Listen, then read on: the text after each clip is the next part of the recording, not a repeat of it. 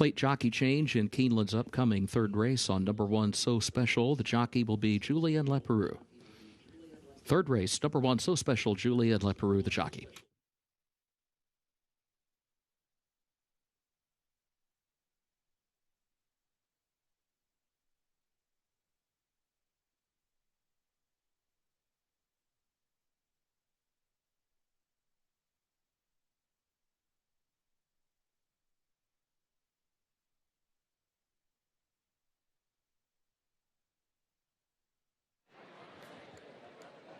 Race number 3 here at Keeneland, a first-level allowance race for 2-year-olds, optional $100,000 claiming race as well. Nick the Quick, the number 4 horse, is in for the $100,000 claiming price for Dare to Dream Stable for what that's worth. But this is a good race, bringing together some 2-year-olds going 2 turns, and looking forward to seeing how Infiltrate, the current favorite, the 5, does going 2 turns for trainer Brendan Walsh. He's a big, good-looking son of Oscar Performance who sprinted on debut and really put together a strong effort. He ran in 1:10.3 on that fast main track over at Ellis, drawing off and winning by 3.5 lengths. So any move forward, and there could be a significant move forward for this horse, given his size and scope and his pedigree to move forward going 2 turns. 6-5, it's not a bad price that we're getting because of the presence of the number 7 horse, Rancho Santa Fe, who is 2-1 on the board. He's also a colt that ran well at Ellis on debut. He has gone long. He went that 1.5 turn mile, if you will, as they start in that chute on the first turn over at Ellis Park, and he won by 3 3/4 length, or a length and 3/4, I should say, at a fairly big price for a Brad Cox and Gary and Mary West first-time starter over at Ellis. He was 7-1 on the day in which he won, but he's got a big family to lean on. He's a colt by Tappet out of that First Dam family tree, daughter of Smart Strike, who was a stakes winner. He's a half-brother to a stakes winner, so a lot of upside for Rancho Santa Fe, the second choice for me in race number 3. And then Grand Mahogany, the number 3 horse, 13-1. Trainer Will Walden admitted to me just a moment ago that the horse is going to have to step up in a big way to run with these horses that he's competing against here today. But he ran well up at Horseshoe Indianapolis to win on debut, and Will was also saying that they don't typically win a lot of races with first-time starters. So that was a pleasant surprise for this colt. He's got a nice pedigree for Mr. Larry Best's OXO Equine. He's a colt by Mr. Best's stallion Instagram, that son of Into Mischief. And from the family side of things, he's a half-brother to Howard Wolowitz, who is a Grade 1 winner on turf. So they could have some options on down the line to try him at turf. It's on turf at some point in time, but he's 13-1 on the tote board right now. We are just 16 minutes away from race number 3 at Keeneland. Good luck.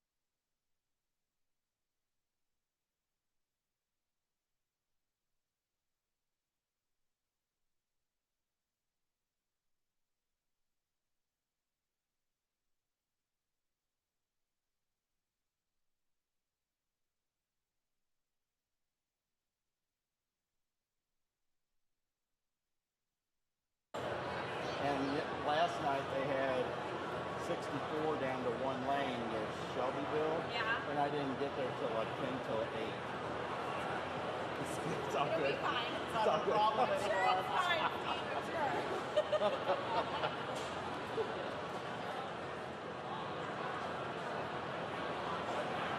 They can just have a few more cocktails while they're waiting, right?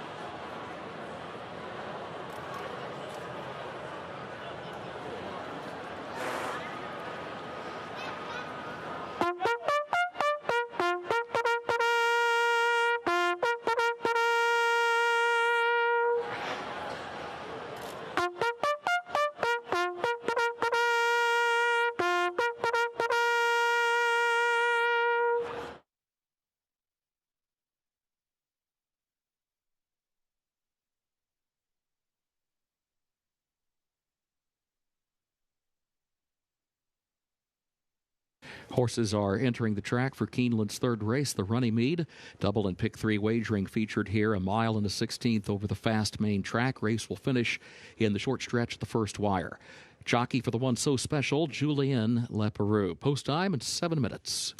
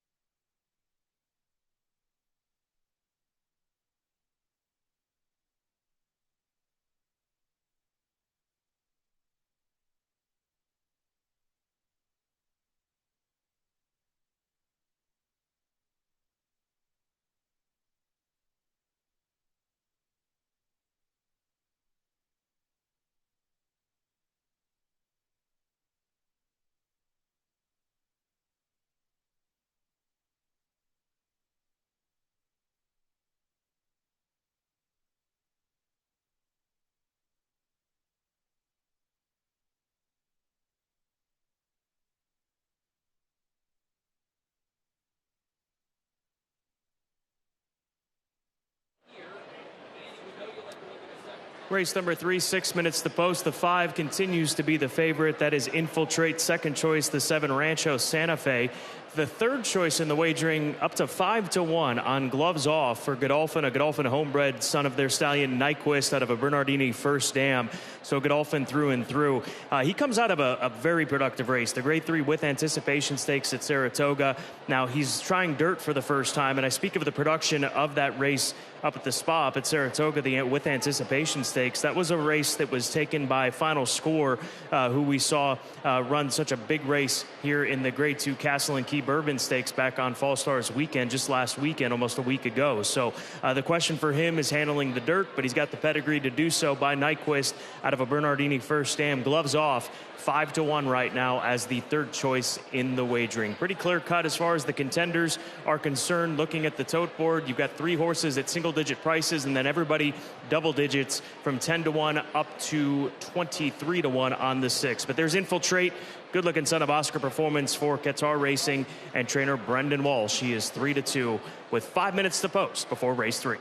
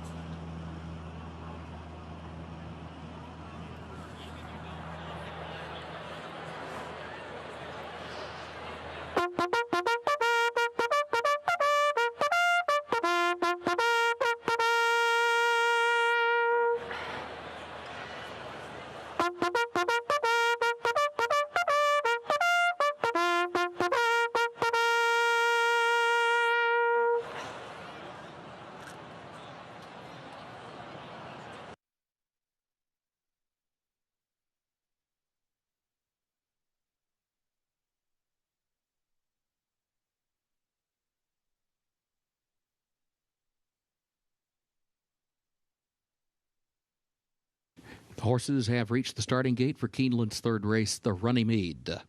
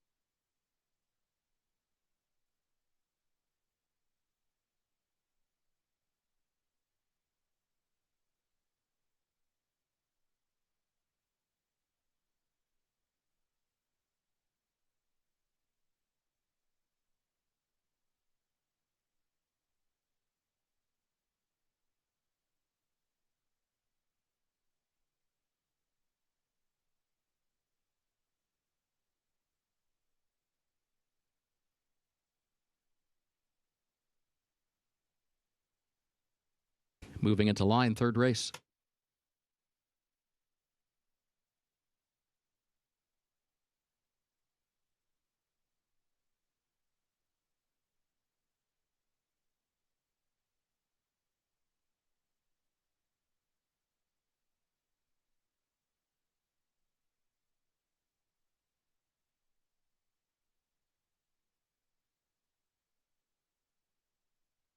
So Special and Vamos Ya, along with Infiltrate, all moving into line.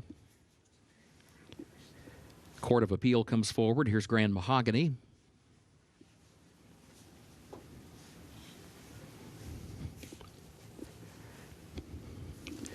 Rancho Santa Fe.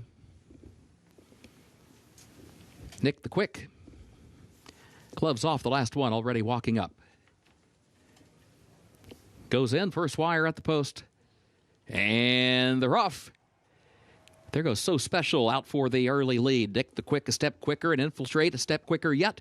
Infiltrate will move up for a narrow lead. Heading into the first turn as Nick the Quick will settle against the rail. Court of Appeal will go third. Awkward move there by Nick the Quick. Drifted out of lane into the first turn. And in the meantime, Infiltrate slides down to the inside, has the lead by 3/4 of a length. Court of Appeal far outside now moves up into the second position by just a half length. Then Grand Mahogany third to the inside. Nick the Quick is now fourth in between horses, challenging once again for third. Rancho Santa Fe moves 3 wide off the turn onto the backstretch in fifth. Then Vamos Ya is in sixth. Gloves off is seventh to the outside. So Special last of the 8:23.76 seconds was the time for the opening quarter. Infiltrate the leader. Infiltrate to the inside leads it by 3/4 of a length. Court of Appeal. Rancho Santa Fe to the far outside is third, challenging for second. Takes second now by a neck, a length off the lead.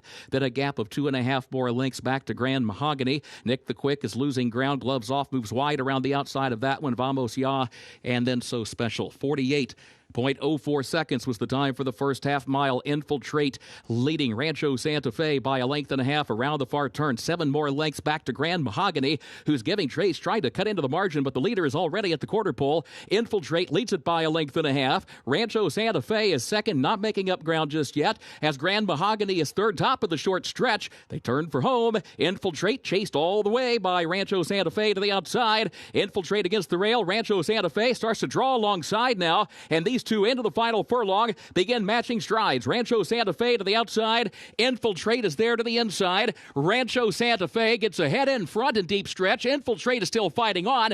Rancho Santa Fe, though, gets up to win it. Infiltrate was across the wire in second. Then it was Grand Mahogany third and close for fourth.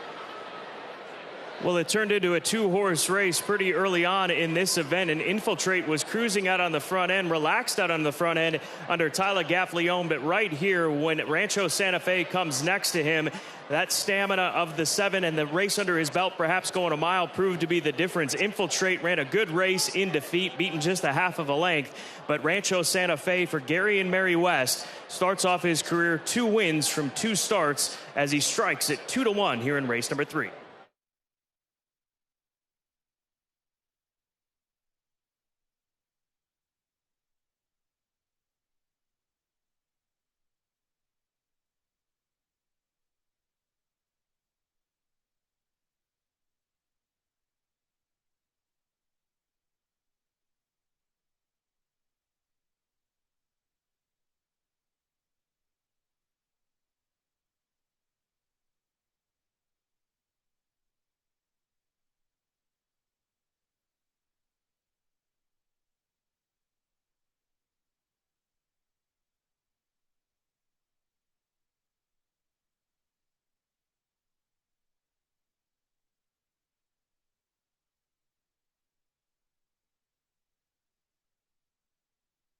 Unofficial results of Keeneland's third race: 7, Rancho Santa Fe was first, 5, Infiltrate was second, 3, Grand Mahogany third, the 1, So Special fourth. 7-5-3-1 unofficial.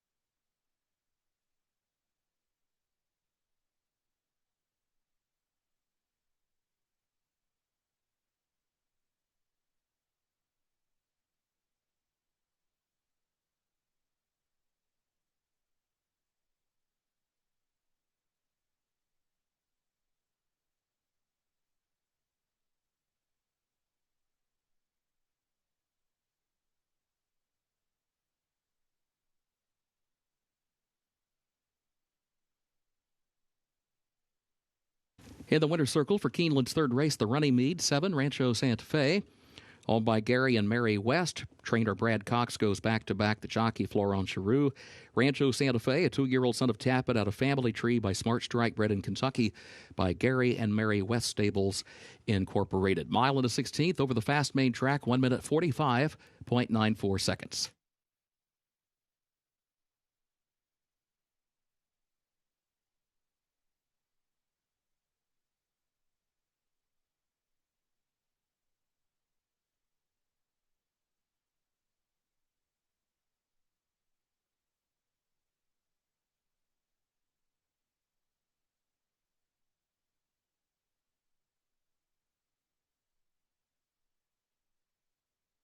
Third race results official, 7-5-3-1 the official results.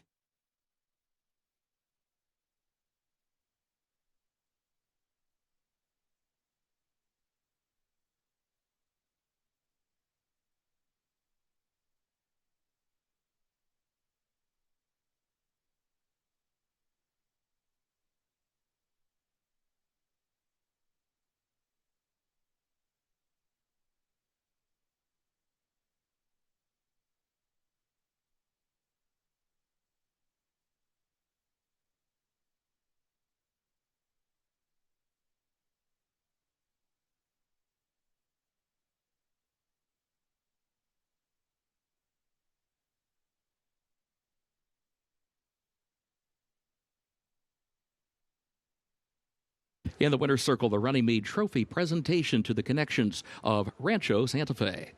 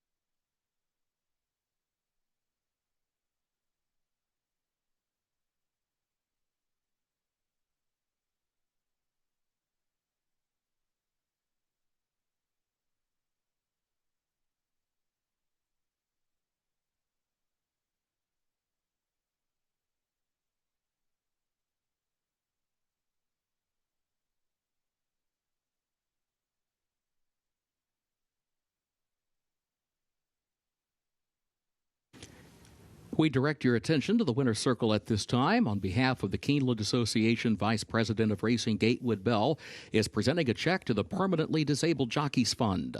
Joining Gatewood in the winner's circle are members of the Keeneland Jockey Colony. Keeneland would like to thank the PDJF for its efforts to assist disabled riders and improve safety in racing.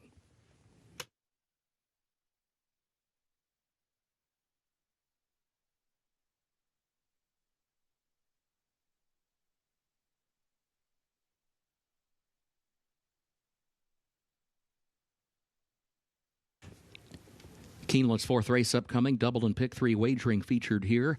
Main track is fast, the turf listed good. Temporary rail is down today, so rail listed at 0 feet for the turf course. In this fourth race, scratch the 9, Race Ready, and scratch 13, King of Somewhere Hot. Change of equipment today for the 3 Undertaker, blinkers off. 3 Undertaker, blinkers off. Contrary to the program, 7 Patriot Moon is a gelding.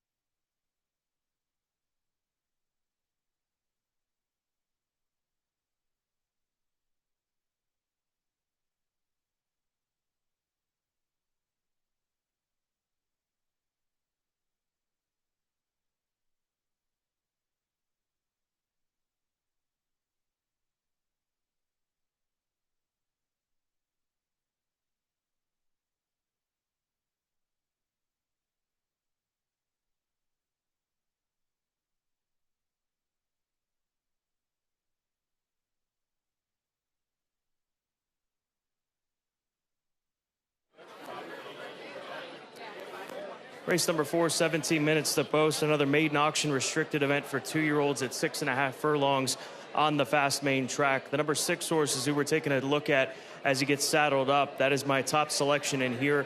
Gentleman Jim for trainer John Ennis, a flame away colt who comes into this race as a $55,000 yearling purchase last year, just $10,000 under that threshold as far as being eligible for this race. But he's 8-1 on the board right now, getting a good price on this runner. John Ennis took the split of this race in race number 1, so he's looking for 2 on the card with Edgar Morales taking the call here today. One of the reasons I like this colt is that he comes from a mare that is well established, and she has produced some runners. She's produced 7 winners over the course of her broodmare career and several 2-year-old winners. So John Ennis, good with 2-year-olds, runs a lot of 2-year-olds here at Keeneland. Doesn't hurt that he took the opening race in the same condition here this afternoon. So give me Gentleman Jim on top at odds of 8-1. To the outside, the number 12 horse, State of Attack for Brittany Russell.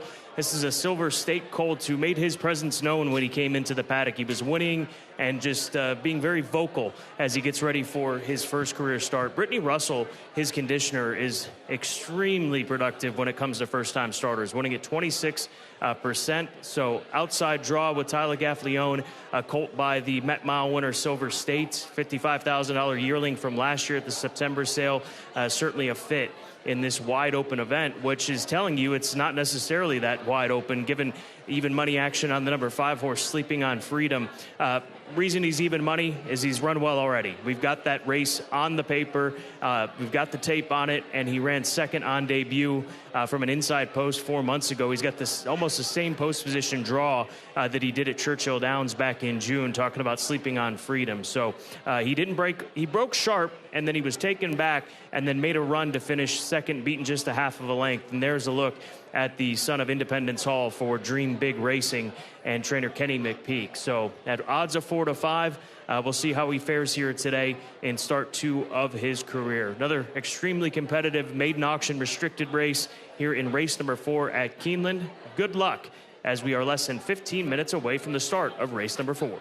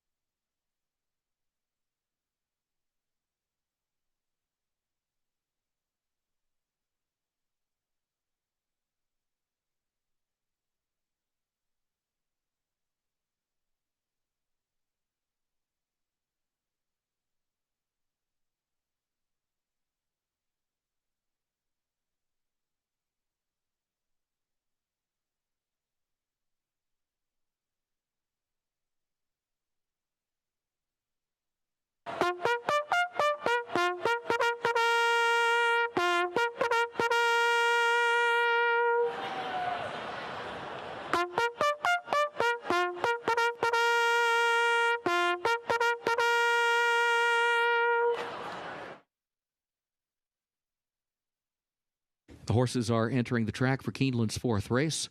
Maiden auction for 2-year-olds, 6.5 furlongs over the fast main track. Double and pick 3 wagering are featured here. Scratch the 9, Race Ready, and scratch number 13, King of Somewhere Hot. Change of equipment today for the 3 Undertaker, blinkers off.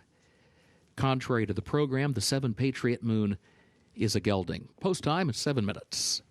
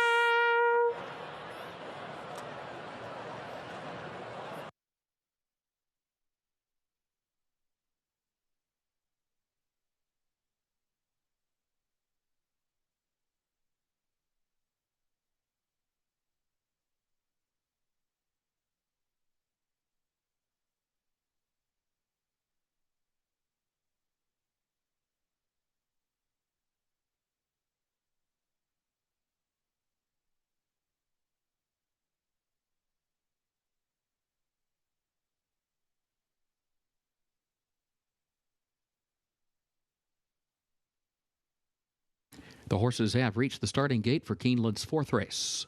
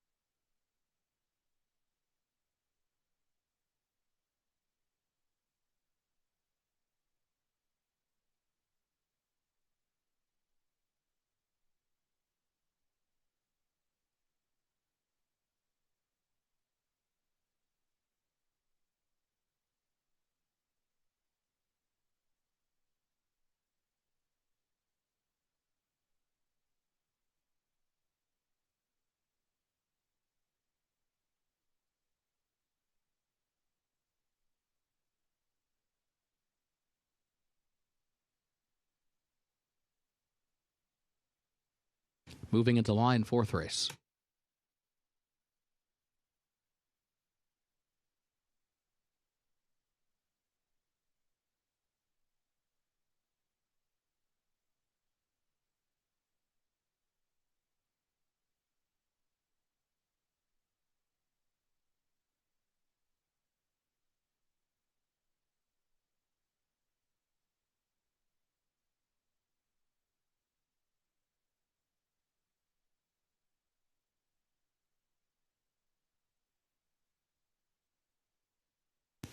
Undertaker moves into line, along with Patriot Moon.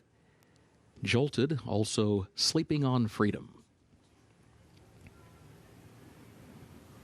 Crypto Corey walks up, along with Ledbetter.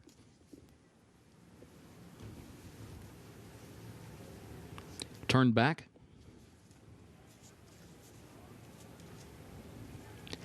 State of Attack will be the last one. Walking up. Goes in, they're at the post. And they're off.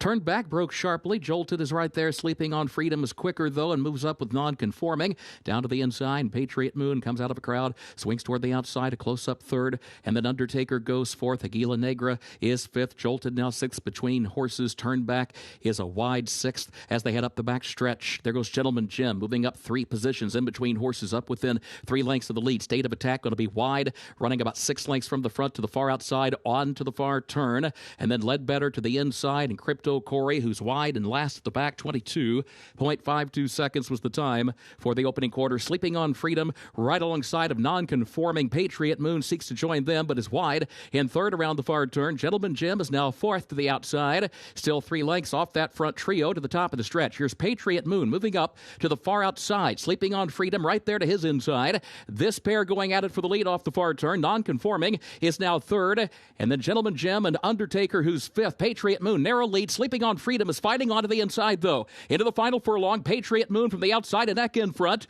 And Sleeping on Freedom is still there to the inside. This pair going past the 16th pole. Sleeping on Freedom coming up the rail. Takes the lead a half length, a deep stretch. Sleeping on Freedom. Jose Ortiz to win it. Patriot Moon second. Non-conforming third. Close for fourth.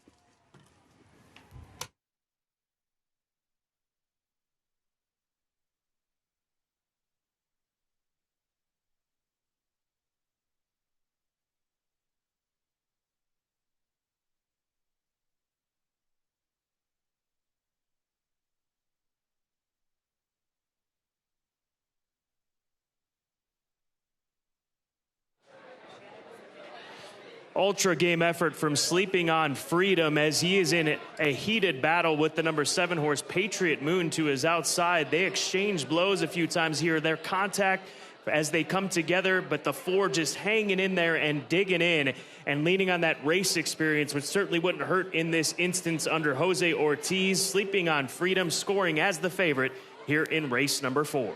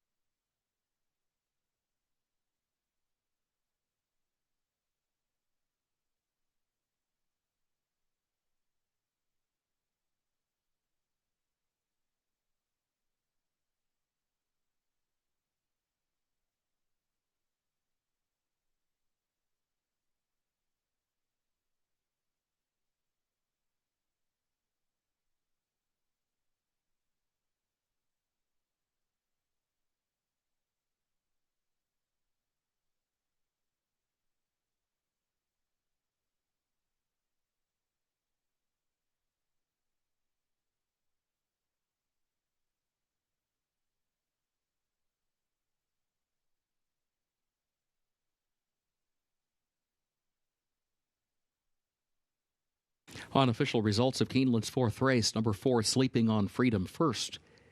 Number 7, Patriot Moon, second. Number 2, Non-Conforming, third. The 11 turned back fourth. 4-7-2-11 unofficial.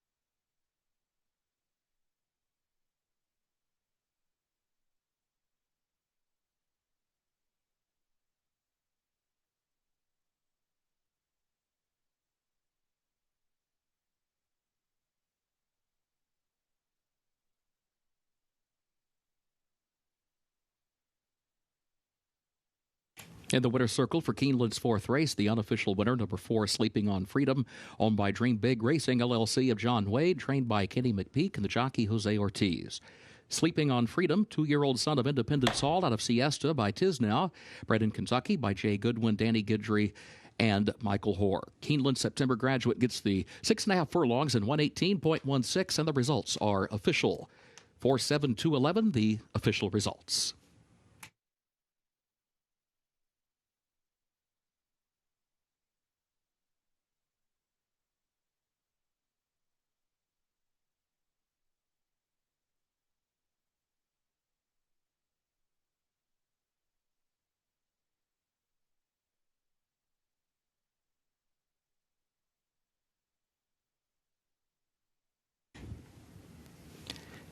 Keeneland's fifth race upcoming.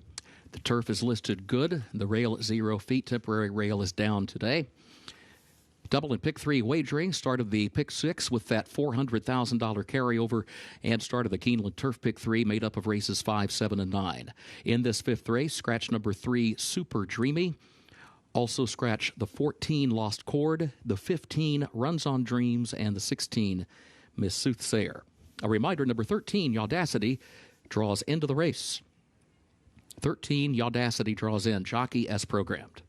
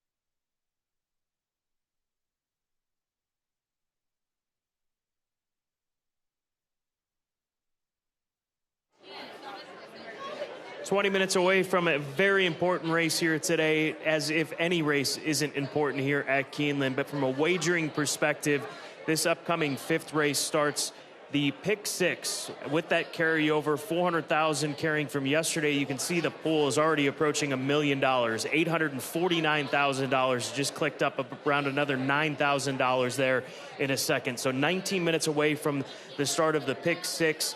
A 7-figure pool, no question about it. We could be talking about $2 million plus come post time in the course of the next 19 minutes. Also, it starts the $3 Keeneland Turf Pick 3, which is races 5, 7, and 9. So big wagering opportunities coming up next here, starting with race number 5. Let's get into the contenders here in race number 5. The number 10 horse, Triskelion, is my top selection. He's 9-5. Triskelion for Rusty Arnold, a daughter of Leinster, who has been really good with a small crop of 2-year-olds from his first crop. We've seen horses like Lenny Lou by this stallion do very, very well, and we could see her running come Breeders' Cup time for the B and Cone team. But this is a filly that's run twice so far. She was 3rd on debut back in July at Ellis Park. She ended up finishing 2nd at Kentucky Downs, going 6.5 furlongs, both in the money finishes. A couple of races under her belt against a group of young fillies here today. So Triskelion 9-5 right now. That's the direction I go in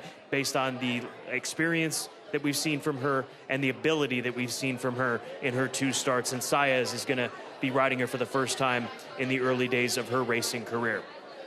The number 7 horse is at 12-1. Map of the Moon for Kelsey Danner and NBS Stable.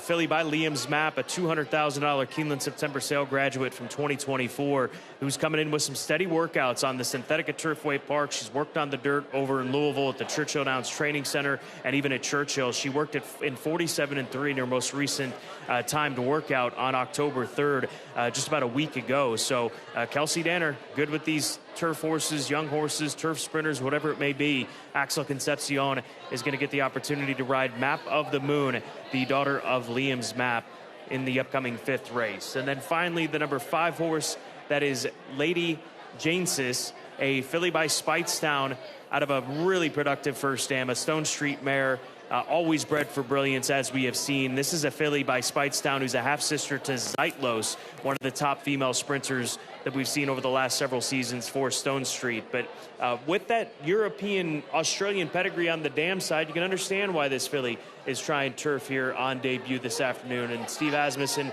leading her around here as we're on win number 11,000 watch for Steve Asmussen. He's got 3 runners here today and several runners over in Oklahoma City at Remington Park, and even one running it in Albuquerque here today. So there's a good chance that Steve Asmussen, the winningest trainer in the history of this sport, could achieve win number 11,000 at somewhere across the country as they run horses all over the United States. But nonetheless, Lady Janesis, is a daughter of Speightstown with a turf pedigree, and a pedigree really to do whatever they want to do on down the line. At 7-2 is what she sits, with Irad taking the call for Stone Street Stables. Wonderful race coming up, 16 minutes to post. The pick 6 pool with that carryover approaching $1 million. Get involved in the pick 6 as well as the $3 Keeneland Turf Pick 3 coming up next here at Keeneland.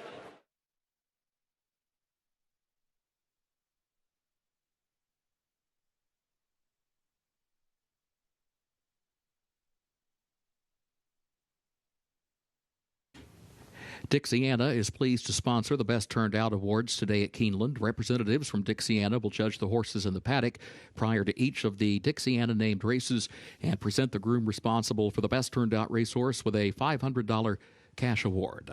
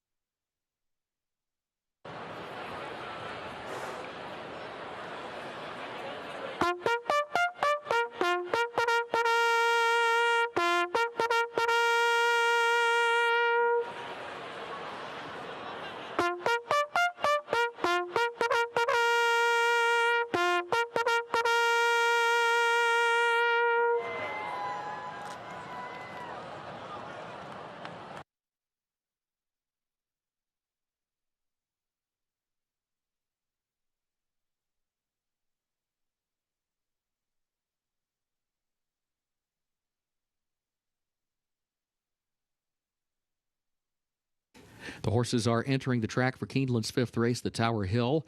Maiden special weight 2-year-old fillies, 5.5 furlongs over the turf, listed good. Rail at 0 feet. Temporary rail is down today. Scratch 3, Super Dreamy. Also scratched the 14, Lost Chord. The 15, Runs on Dreams. And the 16, Miss Soothsayer. A reminder, 13, Yaudacity draws into the race, jockey as programmed. Double and pick 3 wagering start of the pick 6 with that $400,000 carryover. The pool now over $1 million. The Keeneland Turf pick 3 begins here as well. Post time at 7 minutes.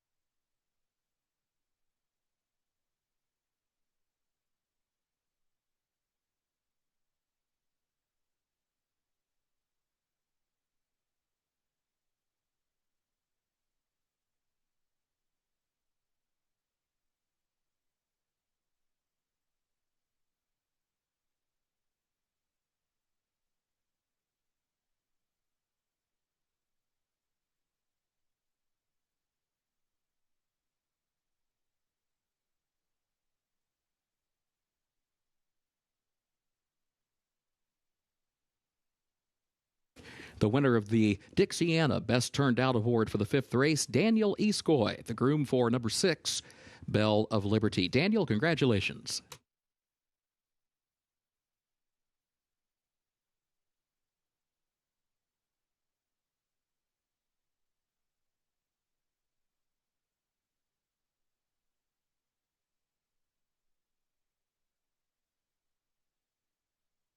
Be joined by Jason Worth. All right, we were talking off air just a minute ago. This was the first horse that you guys purchased.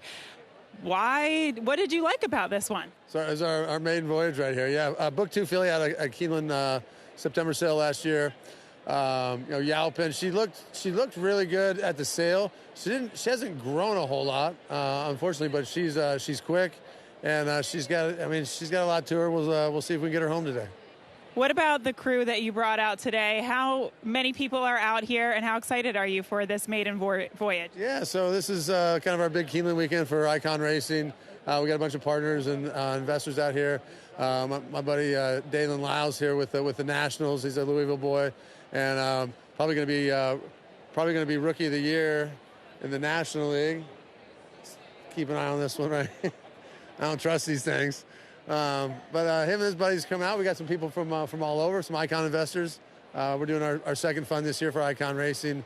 IconRacing.com if you want to jump in with us. Awesome. Good luck today. All right, thanks.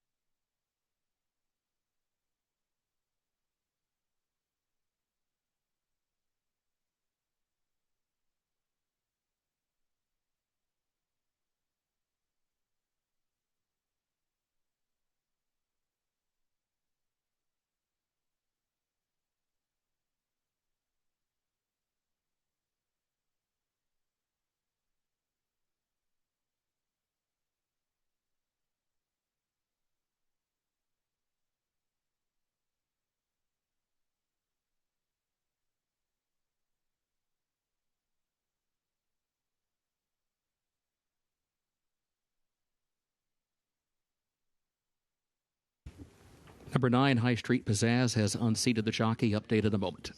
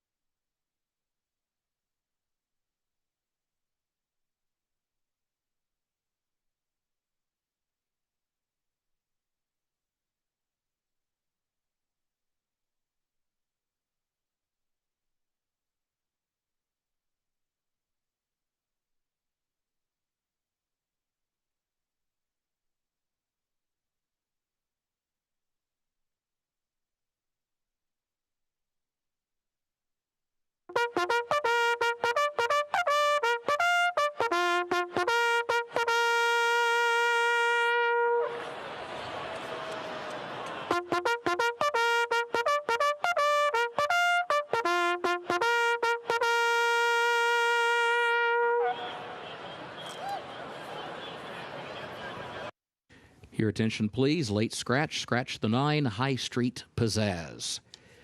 Late scratch, scratch number 9, High Street Pizzazz. Windows remain open.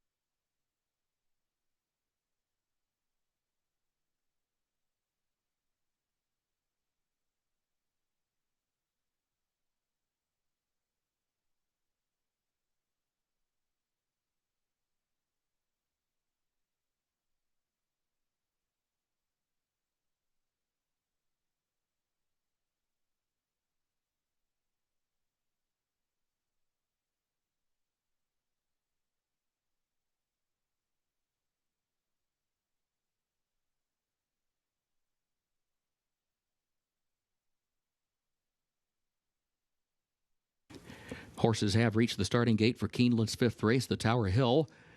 Start of the pick 6, start of the Keeneland Turf pick 3.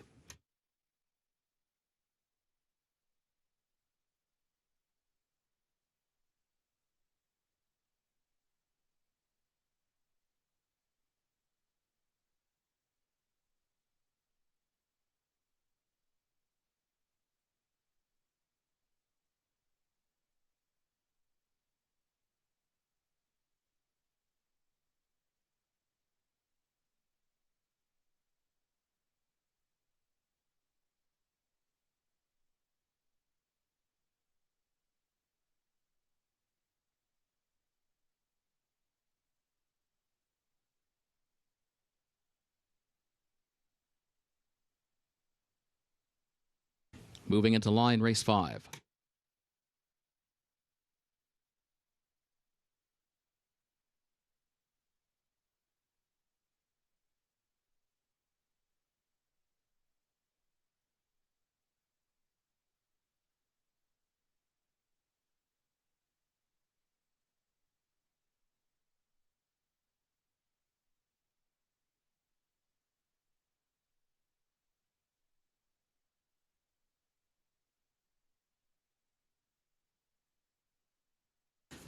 Pleasing comes forward.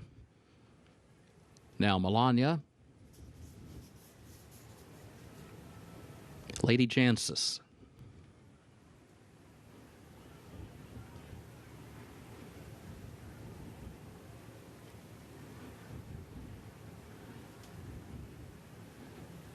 Here's Bell of Liberty. Triskelion goes in. Also Glazin Fury.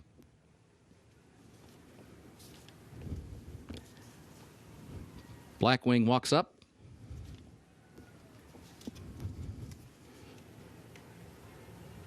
The Audacity, the last one, draws in from the also eligible list, goes in there at the post, and they are off.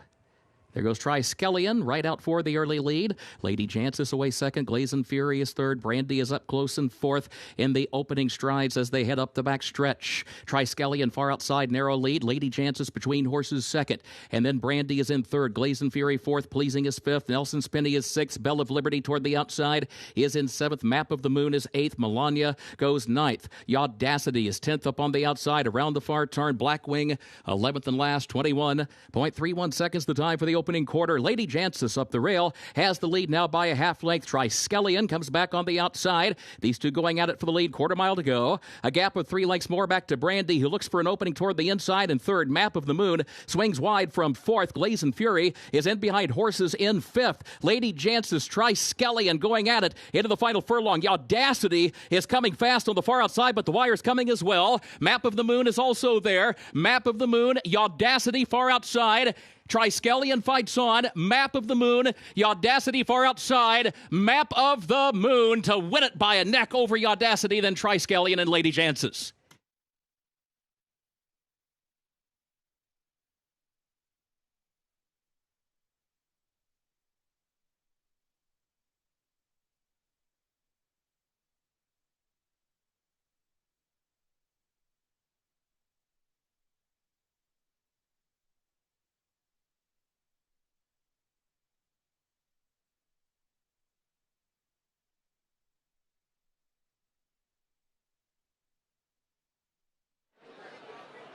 Map of the Moon in the orange silks of NBS Stables, able to outfinish some really nice fillies here on debut. She's in about the 3-pat, just going to get to angle out in from behind Triskelion, and she's got dead aim on her and going to pass right on by her, as well as the number 5 horse, the pace setter in Lady Janice. And this is a filly first time out who strikes at odds of 9-1 for Kelsey Danner and Axel Concepcion to start the pick 6. And a big carryover day here at Keeneland.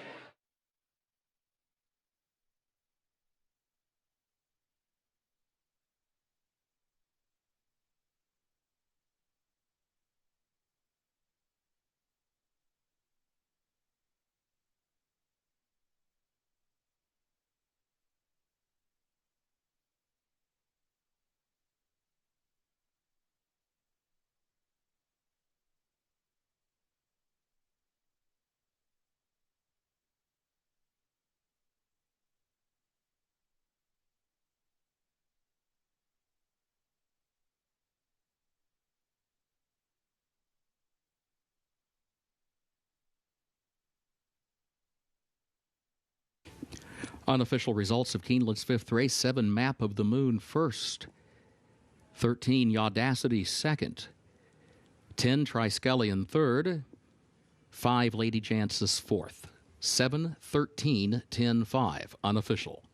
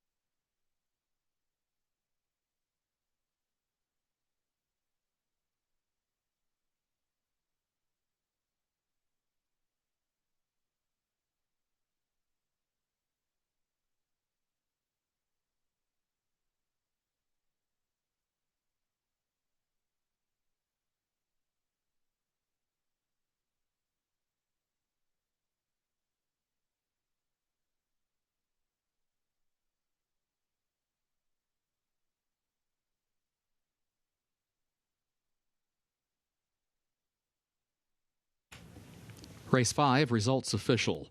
7, 13, 10, 5, the official results.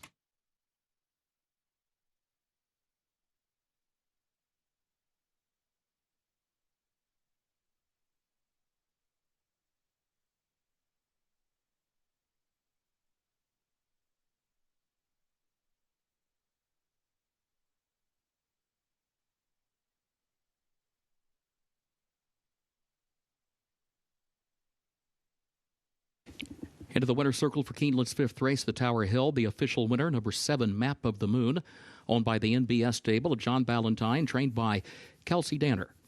Axel Concepcion, the jockey. Map of the Moon, a 2-year-old Liam's Map filly out of Malibu Pride by Malibu Moon, bred in Kentucky by Silesia Farm and Dr. Hartmut Maluka. Keeneland sales graduate Map of the Moon, 5.5 furlongs over the turf listed good, 1 minute 3.17 seconds.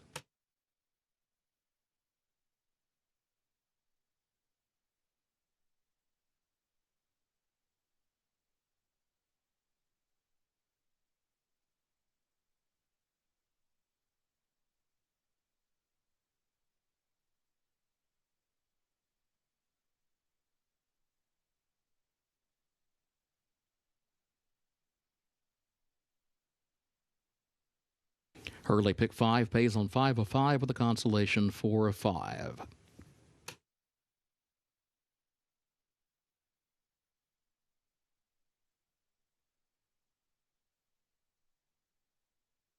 In the winner's circle, Sam Dorr, representing Dixiana, presents to the connections of Map of the Moon for the Tower Hill.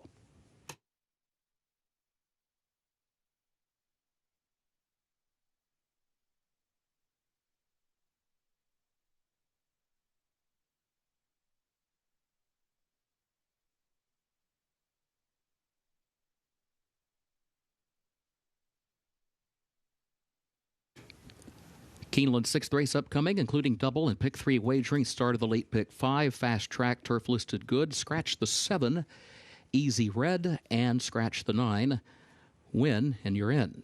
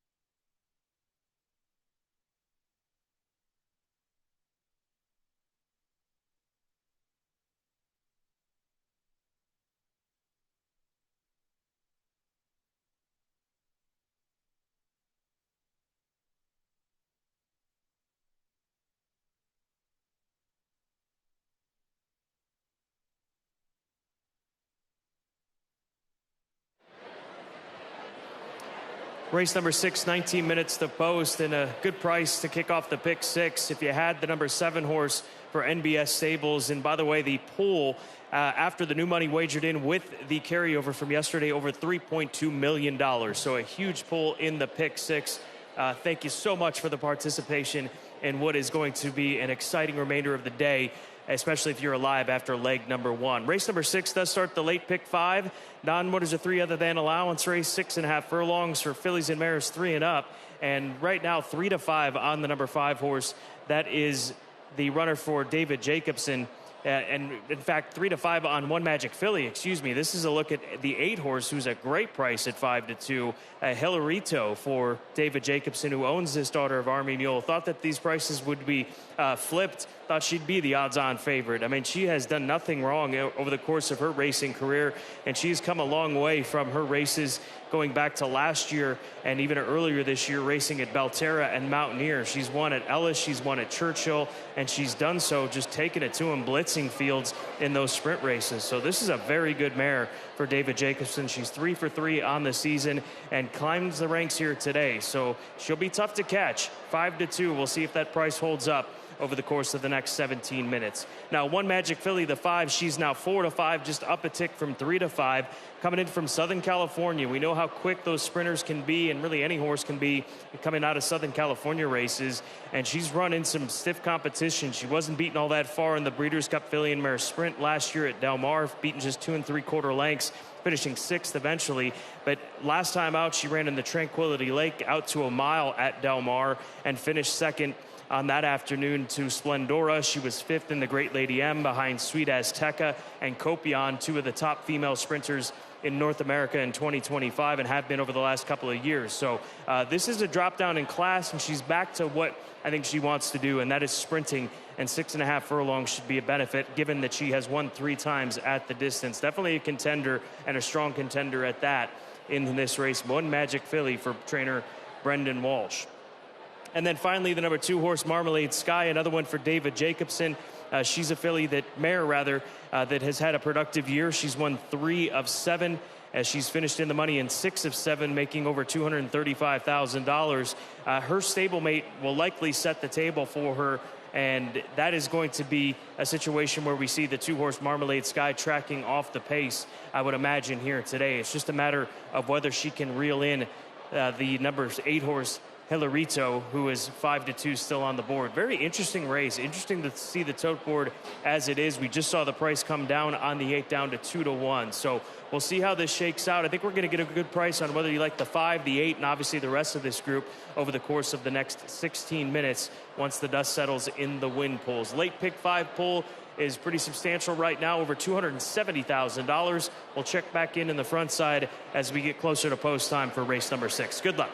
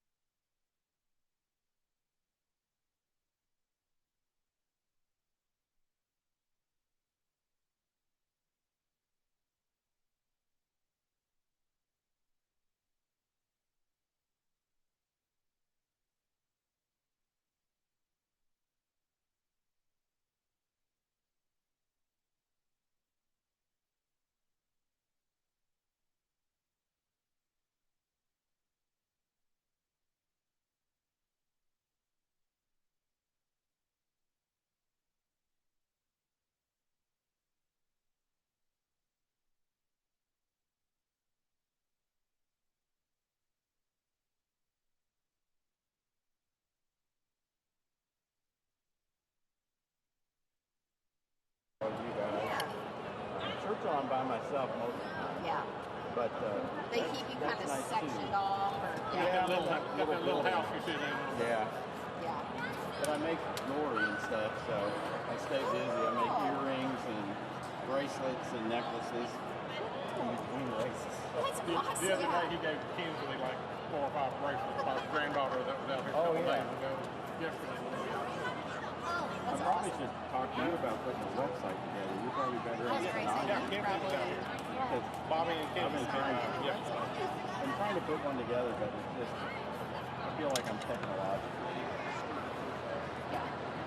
Have you talked to AI yet? No. I'm kind of dumbstruck.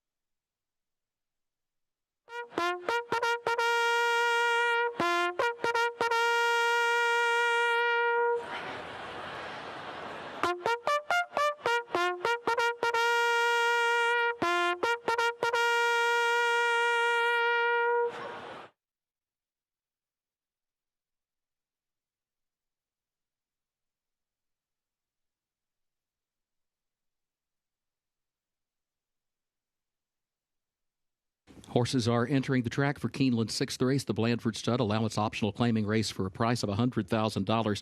Fillies and mares age 3 and up, 6.5 furlongs over the fast main track. Doubled and pick 3 wagering start of the late pick 5. Scratch the 7, Easy Red, and scratch the 9, Win, and you're in. Post time at 7 minutes.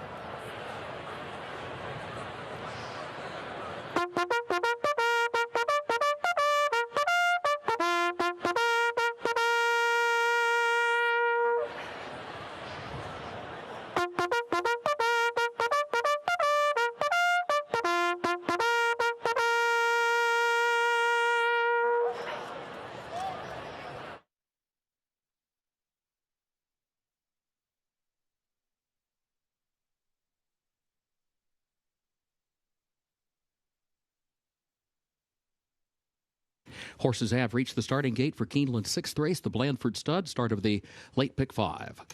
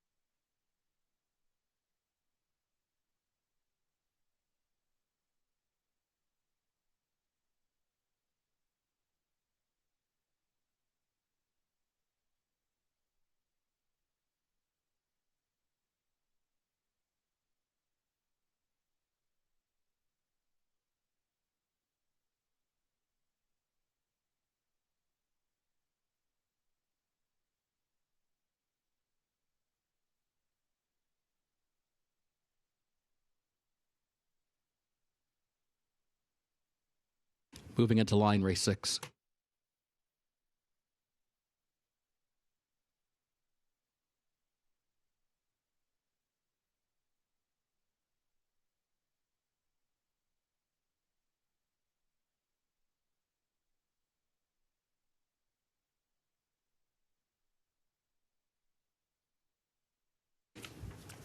Here's Liuza coming forward.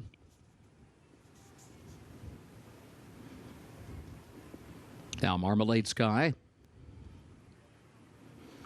Sidorsky going in. Now Extreme Diva. 3 more to load. 1 Magic Filly walks up. Leaving Pistol. And Hilarito, the last one.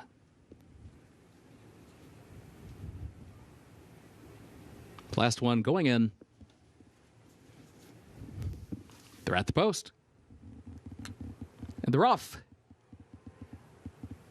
Pistol and Hilarito. Hilarito moves up for the early lead. Extreme Diva there to the inside as they head up the backstretch. 1 Magic Filly comes away running in 3rd. Pistol broke well, settles back toward the outside towards center pack, now in the 4th position. Marmalade Sky is 5th down toward the inside. Liuza is 6th as they head off the end of the backstretch. Sidorsky is 7th alongside her, about 6 lengths from the lead of Hilarito. Hilarito is on top by 3/4 of a length against the rail onto the far turn. 1 Magic Filly goes second by a length. Extreme Diva, and then Pistol to the far outside as they round the turn. Marmalade Sky looks for some running room in between horses, is still in 4th and still better than 3 lengths off the lead. Hilarito is in front. Hilarito on top by a length and a half off the far turn to 1 Magic Filly, who is second by a margin of nearly 5 lengths. Back to Marmalade Sky, who's in a battle for 3rd at this point with Pistol off the far turn. Hilarito the leader. Hilarito, 1 Magic Filly, a length and a half still separates the top 2, gap of 5. Back to Marmalade Sky in 3rd, Pistol in 4th. Sidorsky is a wide 5th, and now here comes 1 Magic Filly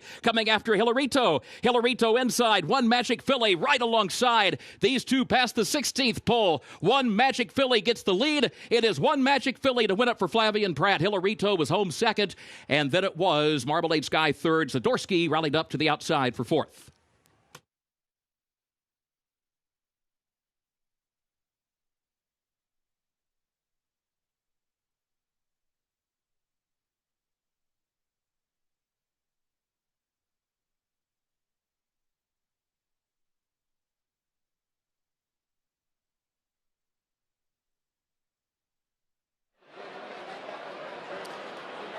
Well, it turned into a 2-horse race as we expected, and Hilarito, she ran her race. This is her game, setting the pace, going quickly, but maybe just a half a furlong too long for this mare. First time out to 6.5 furlongs. Not the case for 1 Magic Filly as she slowly reels her in just before the 16th pole and gets the victory at odds of 6-5. 5-8-2-3 unofficial in race 6 to start the late pick 5.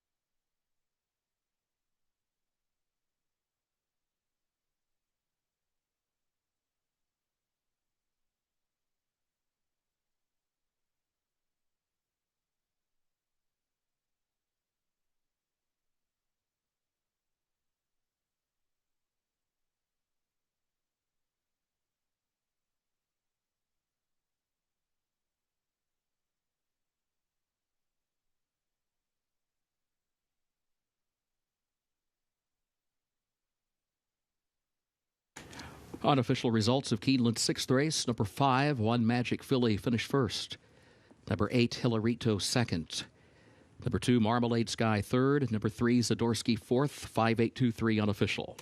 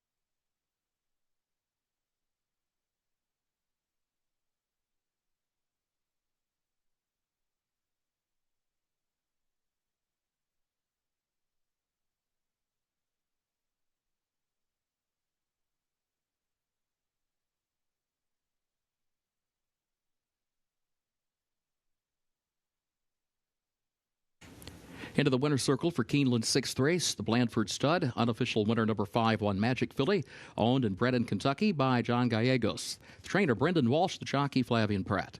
One Magic Filly, 4-year-old filly by Good Magic, out of My Filly Girl by Empire Maker. 1 minute 16.61 seconds for the 6.5 furlongs over the main track, listed fast.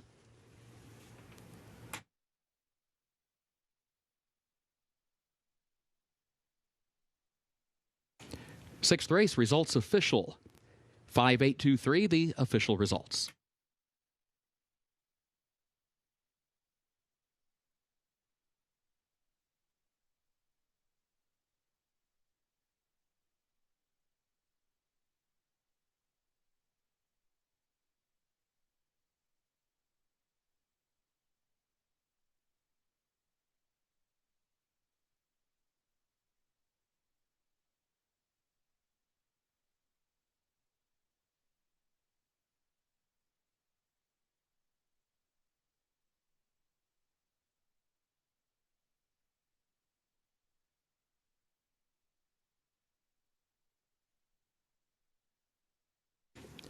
In the winner's circle, the Blandford Stud trophy presentation to the connections of One Magic Filly.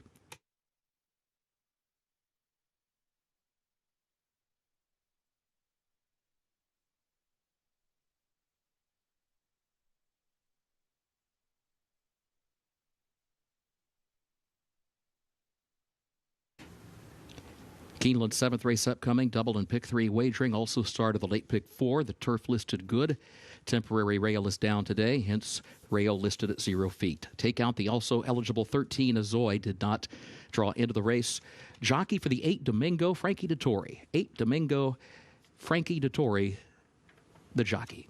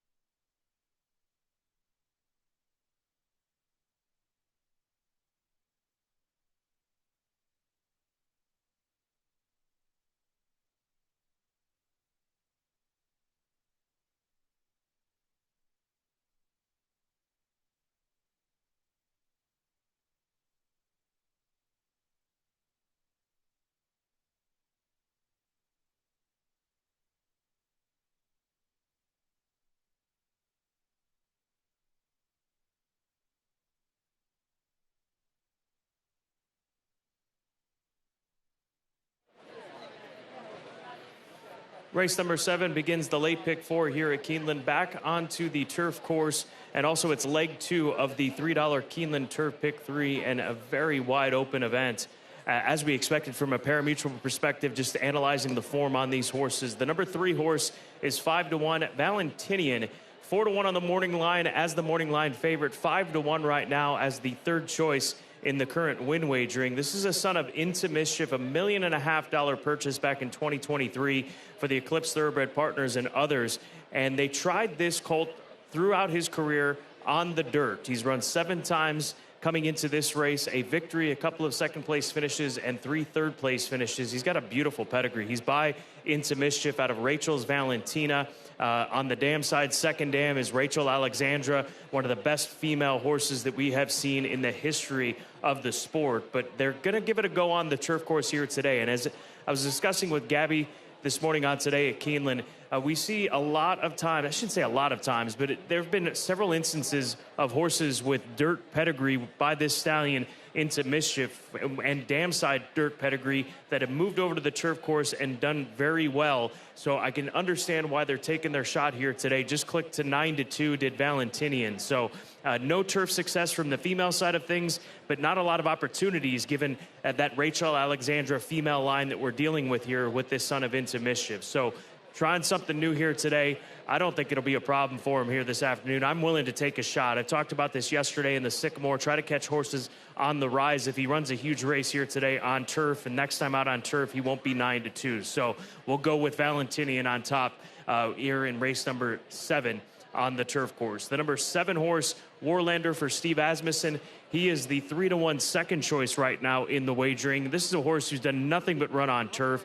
He's by Kitten's Joy, and he broke his maiden back last year at the age of 2 at Kentucky Downs, making a big chunk of money in that $170,000 maiden special weight event. He ran in the Grade 2 Castle and Key Bourbon as a 2-year-old, and so far this year, they have had him go a mile and a 16th, a mile and 5/16ths. And one of his better races came going a mile and 5/16ths last time out at Kentucky Downs. Could he be just simply a Kentucky Downs horse? It's possible. And that is certainly a good thing to have those options considering the types of money that they run down there for. But Warlander, a proven turf horse that gets another opportunity here for Winchell Thoroughbreds. He is my second choice right now, 3-1 on the board as mentioned. And then finally, the number 6 horse, that is Chapman's Peak for trainer Brad Cox. Right now, 5-2 on the board, facing winners for the first time. He is trending upward, no question about it. Gets Irad in the saddle. Good luck in race 7 to start the late pick 4.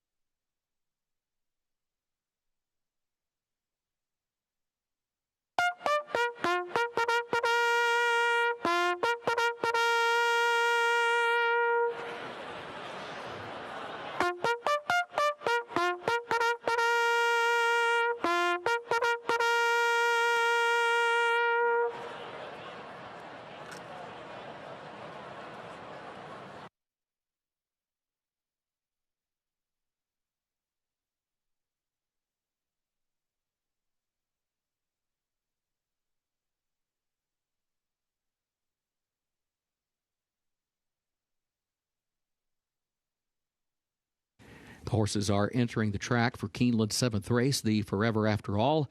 An allowance for 3-year-olds and up, and 1 3/16 over the turf listed good. Temporary rail is down today. Double pick 3, start of the late pick 4. Jockey for number 8, Domingo, Frankie Dettori. Frankie Dettori rides the 8 Domingo. Take out 13, Azoy. The also eligible did not draw into the race. Post time in 7 minutes.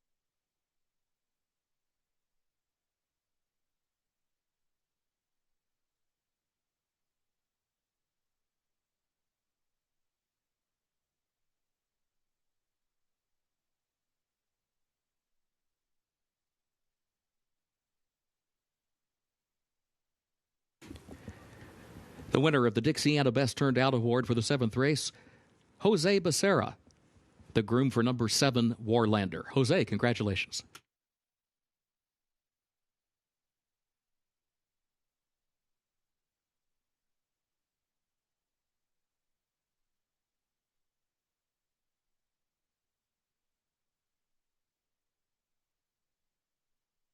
So happy to be joined by Sean Tugel with Eclipse Thoroughbred Partners to talk more about Valentinian coming up next. First and foremost, talk about this amazing pedigree. Yeah, I mean, certainly Into Mischief himself is, words can't explain what he's doing for the breed. And then the bottom side with Rachel Alexander as his second dam, Grade 1 winner Rachel's Valentina as his first dam. Certainly it's royalty top and bottom. So what was the idea behind taking this horse's talents to the turf today? I think a lot of it has to do with the distance today. The mile and 3/16 should really help him. He's always wanted a route. He's always wanted that distance. Some of the races on dirt, you don't quite get the elongated distance, and today we get that. So he should like the firm turf, and, we'll find out here in a little bit. He looks great. Good luck. Thank you very much.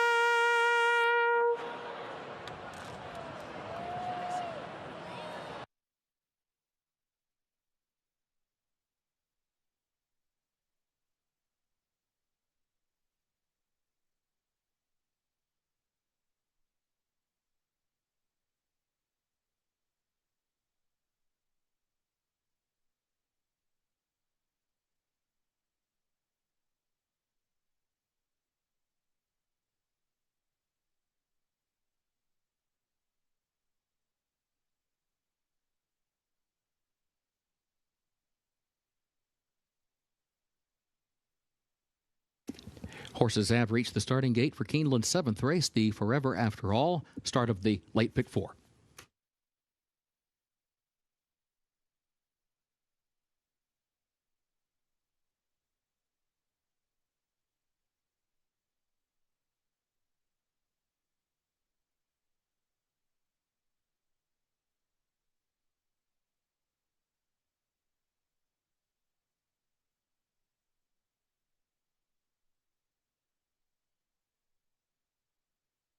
Moving into line race 7.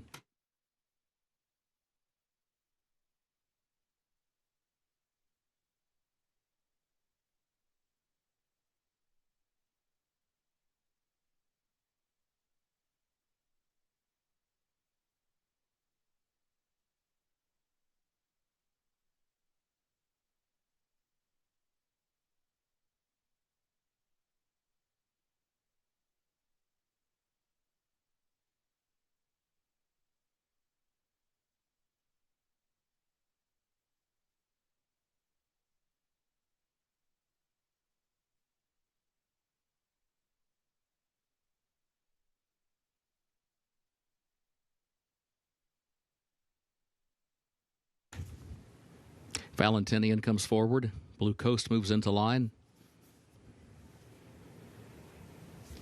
Wakan, Fayette Spirit.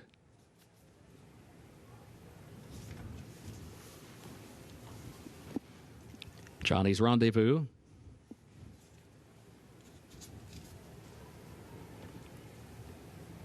Chapman's Peak. Fort Thomas, the last one. Walks up, goes in, they're at the post. And they're off. There goes Chapman's Peak. Chapman's Peak comes right out, gunning for the early lead. Warlander there to his outside. Wish Carefully there to the inside as they head for the first turn. Wakan stacks up toward the center of the course. Chapman's Peak, Wish Carefully to the inside. Chapman's Peak now starts to move by for the lead. Warlander moves up on the outside and takes second, just outside of Wish Carefully. There goes Blue Coast moving up from fourth on the outside. Domingo is between horses in fifth. Wakan sixth on the outside as they move on to the turn. Fayette Spirit seventh back toward the inside, running 5 lengths off the early lead. Johnny's Rendezvous is 8th. Long Branch Lou is 9th. Right Off Jerry is in 10th position as they move on to the back stretch. Valentinian and Fort Thomas side by side at the back. 24.53 seconds was the time for the opening quarter. Up the back stretch, Chapman's Peak the leader. Chapman's Peak leads it by 3/4 of a length. Warlander goes second by a length. And then Wish Carefully, followed by Blue Coast up on the outside. Domingo between that pair is in 5th, running 3 lengths off the lead. Wakan is 6th to the far outside. Fayette Spirit 7th back toward the inside. Then Johnny's Rendezvous, Right Off Jerry come next. Fort Thomas, Long Branch Lou, Valentinian last.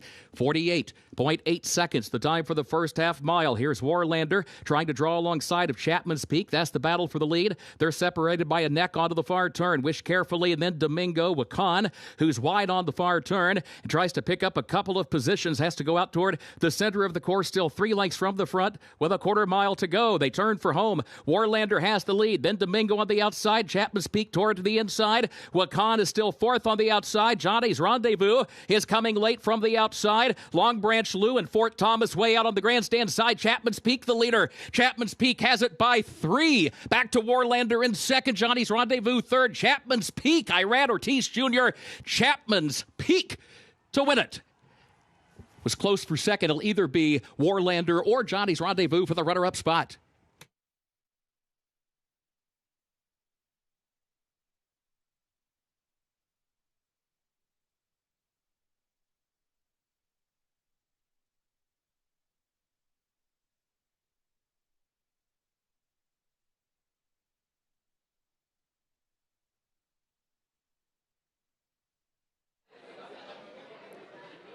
Chapman's Peak, impressive in second consecutive race after breaking his maiden down at Kentucky Downs, going a mile and 5/16, backs up to a mile and 3/16, and part of that pace, which was swift for the distance of this race, and they have really figured out this son of quality road out of that first dam in Dickinson, that stakes-winning first dam. Godolphin Homebred flying home in front in race number 7 here at Keeneland.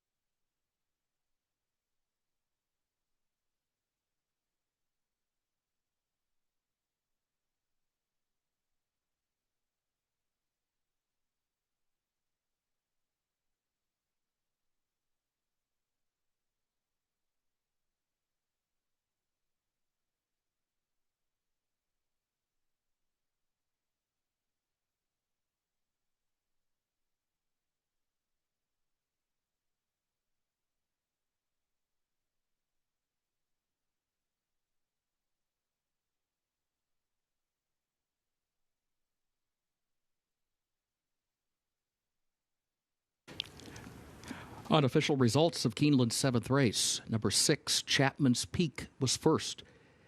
Number 7, Warlander, second. Number 5, Johnny's Rendezvous, third. Number 1, Long Branch Lou, fourth. 6, 7, 5, 1, unofficial.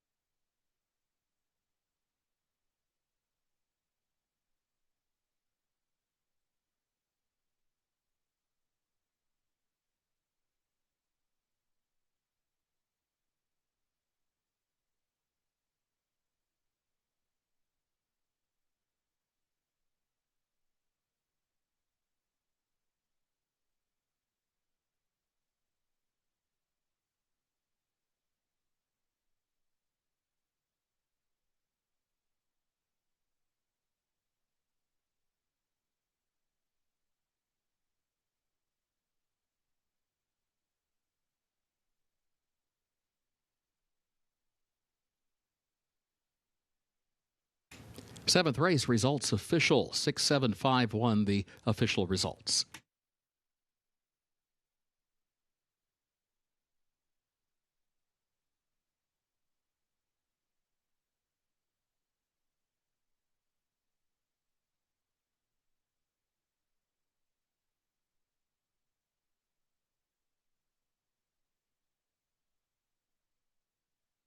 In the winner's circle for race 7, number 6, Chapman's Peak, the official winner of the Forever After All, owned by Godolphin LLC of Mohammed Al Maktoum and others.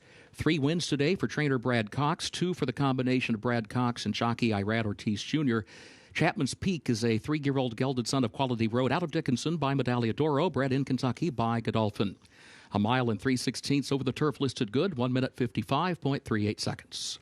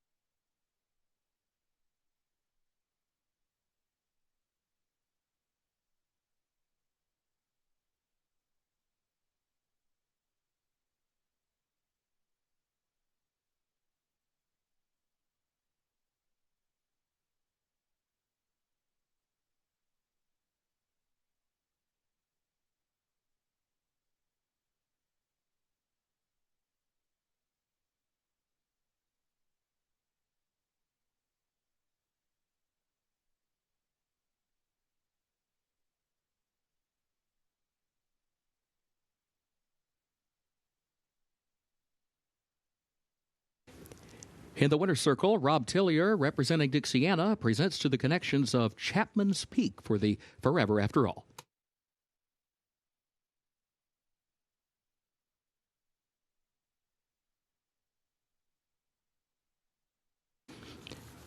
Keeneland's 8th race upcoming, double and pick 3 wagering, starts the last of the day's rolling pick 3s.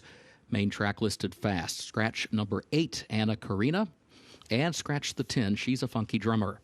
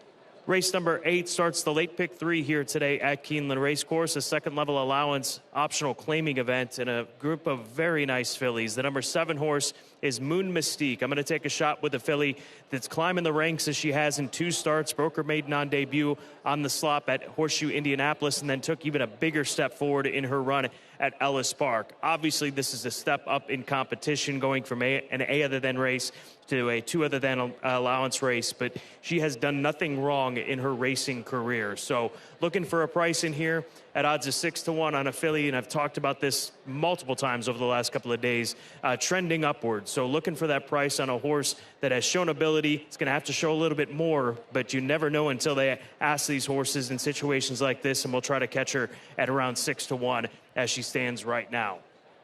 As we move along in the discussion here for the upcoming 8th race, let's go on to the number 1 horse, that is Stilettos. She is the lukewarm favorite, 2-1 on the board right now for Brett Calhoun.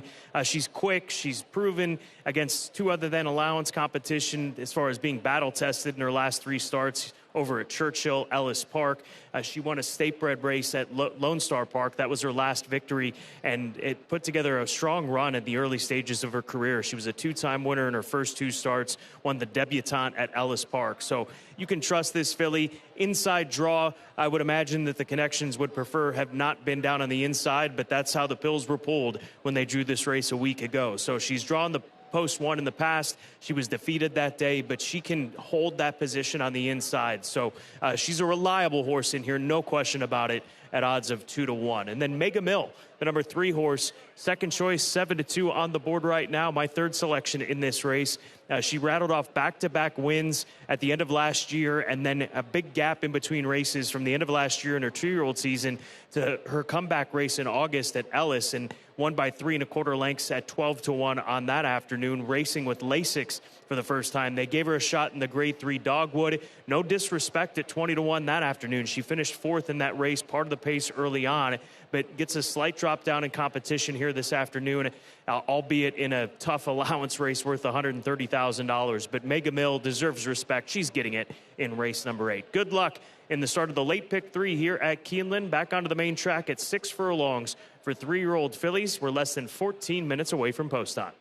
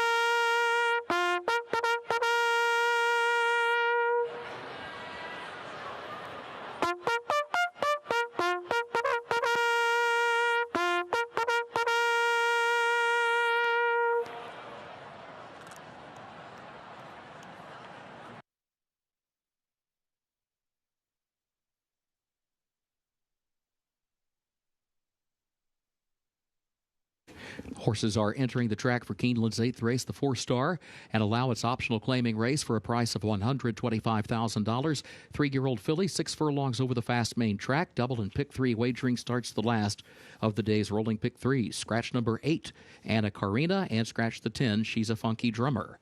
Post time at 7 minutes.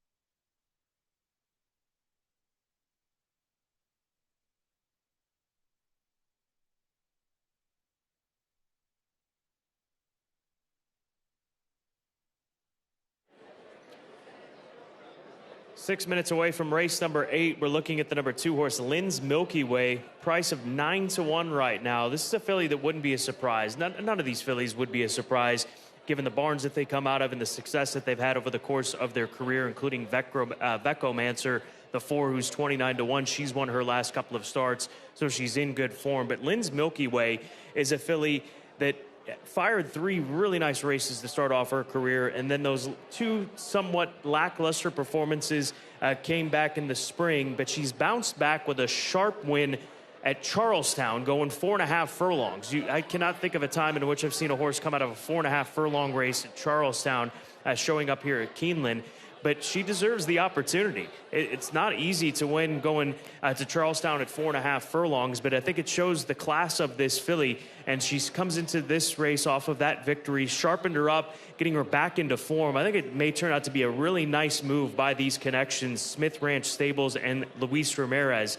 And I'm always partial to runners that can go to those smaller racetracks as far as the circumference is concerned. That's a bull ring out there at Charlestown and put together big efforts. The first horse that comes to mind, and this is not an apples-to-apples comparison, but be a filly by the name of Tepin, who is in the Hall of Fame and one of the best mares that we've seen over the past 15, 20 years with her worldwide success. She was able to go down to Delta Downs and win there and then go on to bigger and better things. So Lynn's Milky Way just came down another point, 8-1 on the board right now. She's looked good in her warm-up. She's looked good down in the paddock. They're getting ready for race number 8. And then the number 9 horse, 7-2 on the board. Big pedigree on this Quality Road filly for Live Oak Plantation.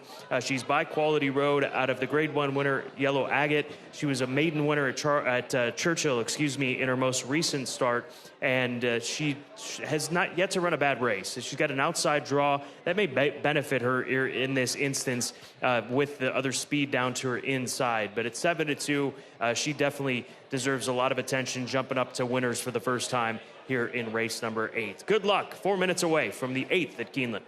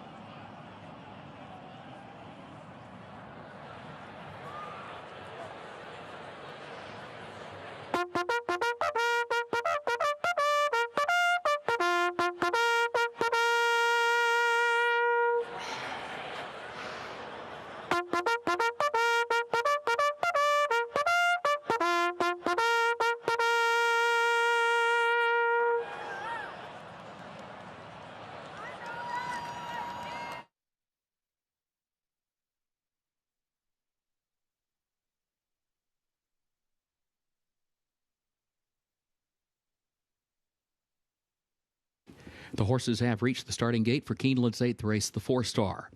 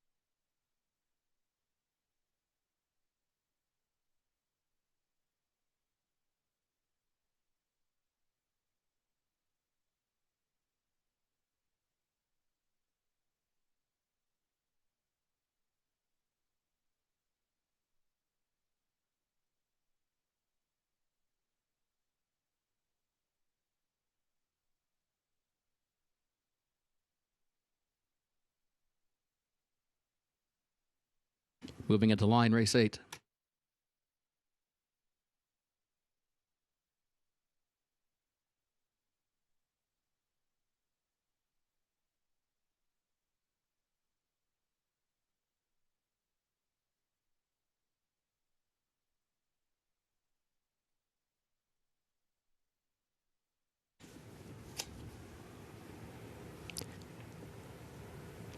Mega Mill comes forward.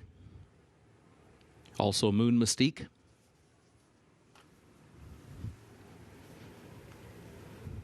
Last two walking up. Vekomancer. Jens Beach Road, the last one. Goes in, they're at the post.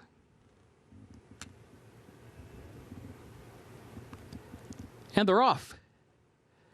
There goes Rosado and Princess Proud. These two come right to the front. Mega Mill is there. Lynn's Milky Way kicks in down toward the inside. Then Stilettos against the rail starts to move up as well as they head up the backstretch. Mega Mill outward from the rail, challenging Lynn's Milky Way. Lynn's Milky Way to the inside has the lead by 3/4 of a length. Stilettos moves up in third by just a neck. Princess Proud is in fourth. Then a gap of 4 more lengths. Rosado is in fifth. Moon Mystique is between horses sixth, running 7 lengths off the lead. Vekomancer is next to last. Jens Beach Road is last. 21.8 seconds was the time for the opening quarter. Lynn's Milky Way, Princess Proud up on the far outside starts to inch forward. Mega Mill is third. In between that pair with a 1/4 mile to go, Stilettos is fourth and running 5 lengths off the lead. Jens Beach Road angles out wide to the grandstand side outside of Rosado. That pair still 5 lengths from the front. Lynn's Milky Way, the leader. Stilettos has running room now, swings off the rail, starts a run to the outside of Lynn's Milky Way. Then Rosado in third. Stilettos has the lead. Stilettos 16th to go, opening up with every stride here. Back to Lynn's Milky Way, then Rosado. Jens Beach Road fourth. Stilettos wins it for Irad Ortiz Jr. Lynn's Milky Way was second. Rosado third. And Jens Beach Road fourth.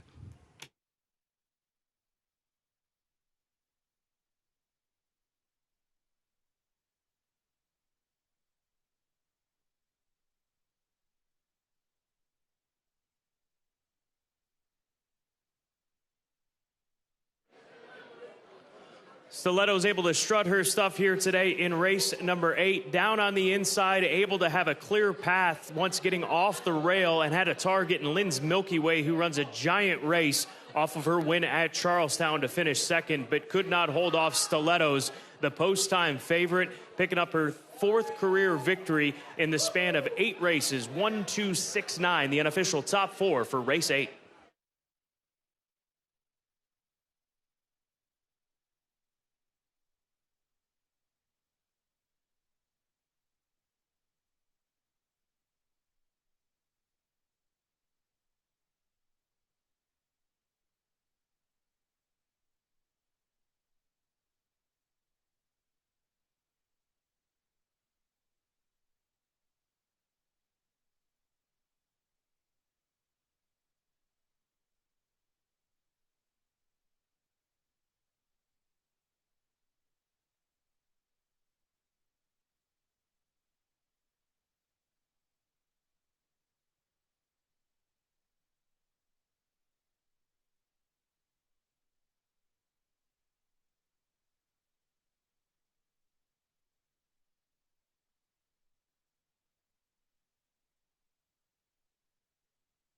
The unofficial results of Keeneland's 8th race: number 1, Stilettos, finished first.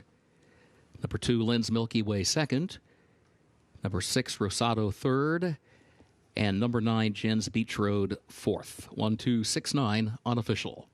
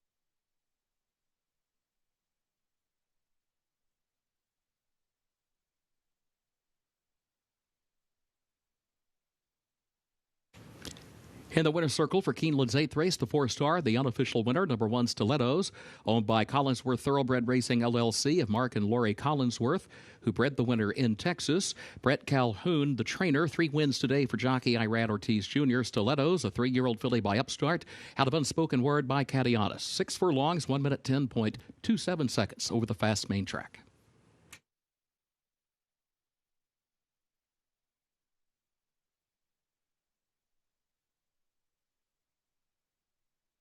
Eighth race results official, 1, 2, 6, 9, the official results.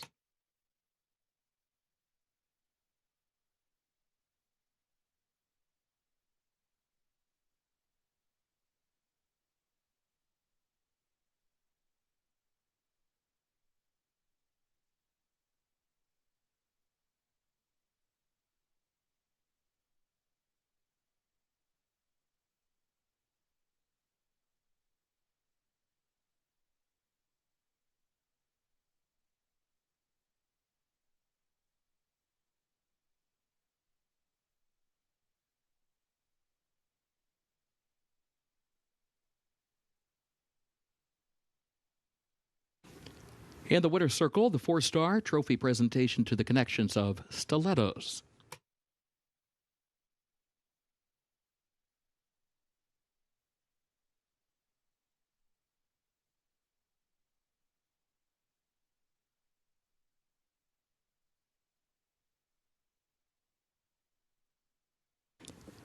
Keeneland's 9th and featured race upcoming, 42nd running of the Queen Elizabeth II Challenge Cup Grade 1, presented by Dixiana. The turf listed good. Temporary rail is down today. This will start the last of the day's rolling double. Scratch number 8 will win. Number 8 will win. Scratched. Jockey for the 3 Simmering, Frankie Dettori. Frankie Dettori, the jockey for number 3 Simmering. Change of equipment for Simmering. Blinkers on today. Jockey for the 5 Opulent Restraint, Luis Saez. 5 Opulent Restraint, the jockey Luis Saez.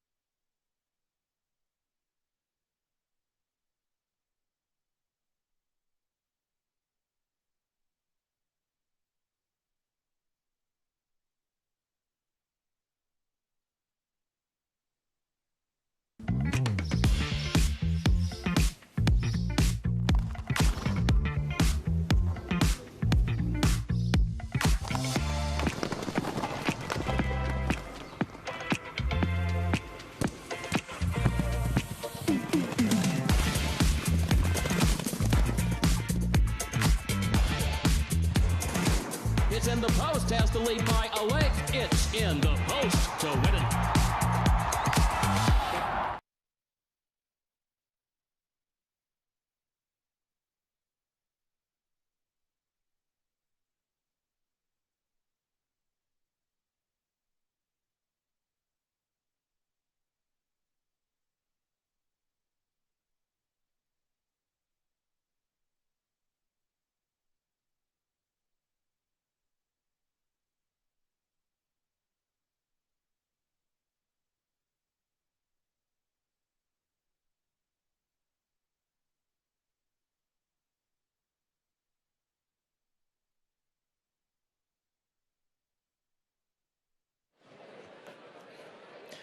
Our Grade 1 Saturday feature, it is the Grade 1 Queen Elizabeth II Challenge Cup Stakes presented by Dixiana. A mile and an eighth the distance, $800,000 on the line. Scratch the number 8. Fionn opens up at 1-5 in the early wagering. As I'll go down to the inside, on the flip side, down to post position number 1, Lush Lips for Parkland Thoroughbreds Medallion Racing, a filly by 10 Sovereigns who stepped up to a mile and an eighth in her most recent start in the Del Mar Oaks and ran a very big race. She was coming around horses down the center of the course in that turf event at Del Mar back on October 16th, and the filly that beat her, Velocity, just kind of snuck through down on the inside and maybe caught her off guard and had a cleaner journey as far as saving ground was concerned. So I think Lush Lips can build off of that. She's 9-1 right now on the tote board. The number 6 horse, second choice, that is Candy Quest for Glassman Racing and trainer Mark Cassie. She put together a very stout effort at Kentucky Downs in the Grade 3 Dueling Grounds Oaks. She had the lead in that long stretch, and then Fionn just wore her down by just a half of a length. So I think Candy Quest has every right to come on from that race, and getting that longer distance run under her belt here at Kentucky Downs coming into this afternoon. Watch out for Candy Quest, the 6, who's 27-1. That does not reflect her opportunity in this race, I promise you that. And then Fionn on the outside is the current heavy favorite for trainer Brad Cox. She won the Dueling Grounds Oaks. She won the Grade 1 Belmont Oaks Invitational. She won the Regret. She's got a stout resume. There's no question about it. She's made over $1.1 million. She's competed here at Keeneland going back to the springtime where she ran in the Grade 2 Appalachian Stakes at a shorter distance, but she has really blossomed out to the mile and an eighth, the mile and 5/16 distances. Longer distance added ground has really benefited her. 1-4 on the board on Fionn, the daughter of Twirling Candy, just a $75,000 Keeneland September yearling back in 2023. A wonderful race coming up, the Grade 1 Queen Elizabeth II Challenge Cup presented by Dixiana.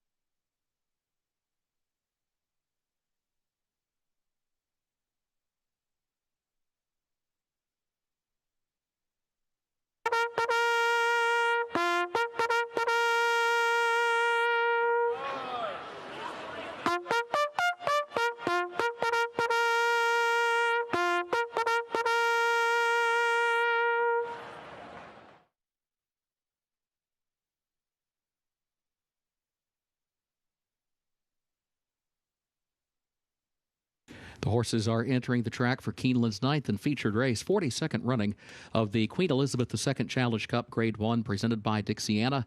3-year-old fillies at 1 1/8 on the turf listed good. Temporary rail is down today. This starts the last of the day's rolling doubles. Scratch number 8 will then. Jockey for the 3 Simmering, Frankie Dettori. Number 3 Simmering, a change of equipment with blinkers on today. And the jockey for the 5, Opulent Restraint, Luis Saez. Post time at 8 minutes.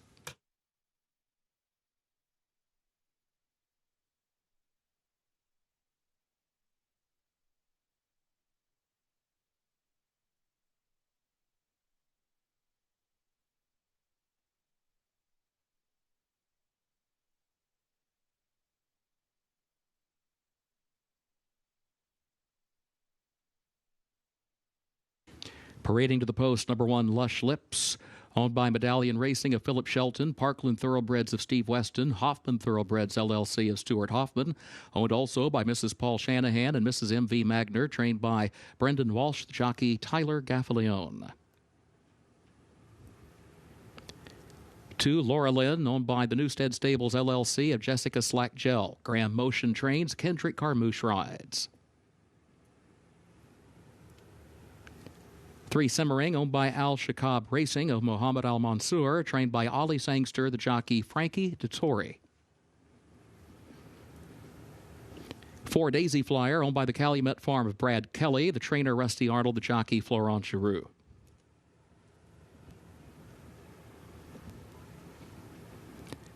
5, Opulent Restraint, owned by Stephanie Seymour Brandt and trained by Chad Brown, the jockey Luis Saez.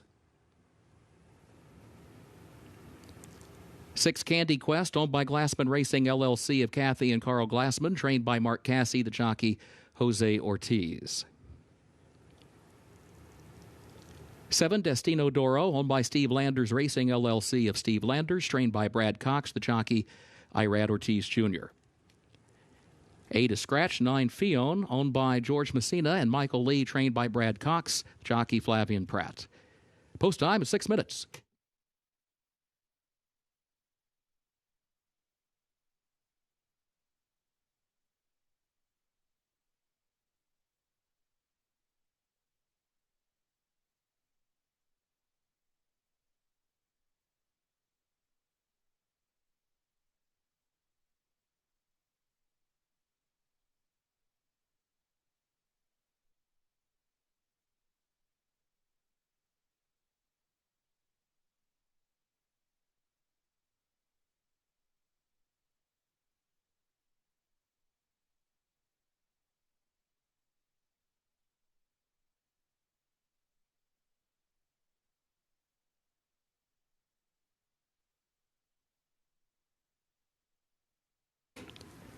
The winner of the Best Turned Out Award for the Queen Elizabeth II Challenge Cup, Oscar Gonzalez.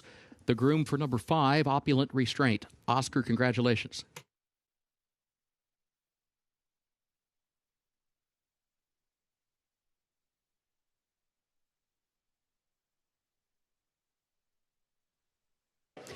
Here, trainer Rusty Arnold, who sends out the number 4 here in Daisy Flyer. Rusty, she went against many of the same types of fillies last time out at Kentucky Downs. How do you think she could turn the tables today?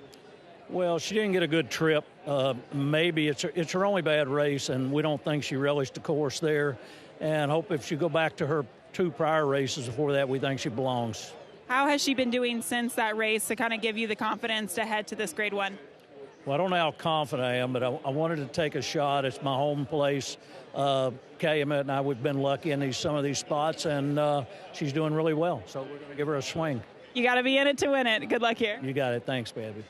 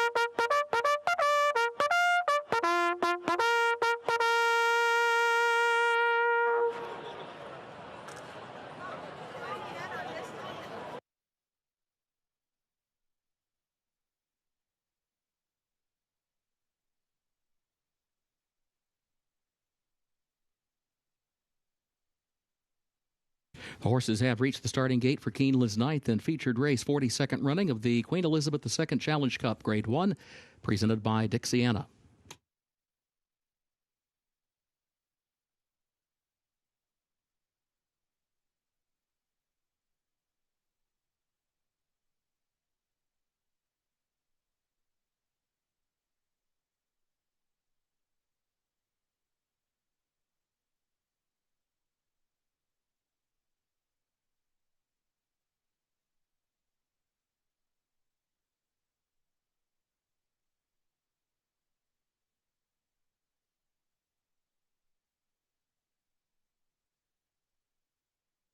Moving into line, 9th race.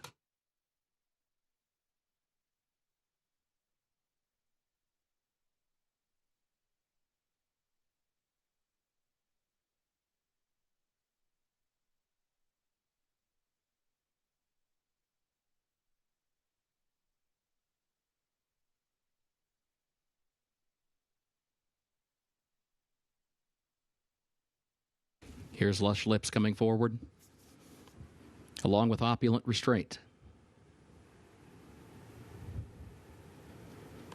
Laura Lynn and Candy Quest.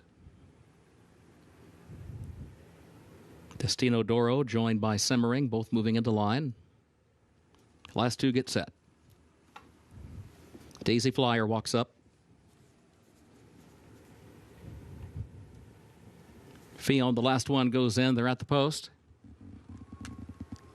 They're off in the Queen Elizabeth II Challenge Cup, presented by Dixiana. There goes Daisy Flyer from the outside, Lush Lips from the inside. Opulent Restraint, center of the course, now comes forward.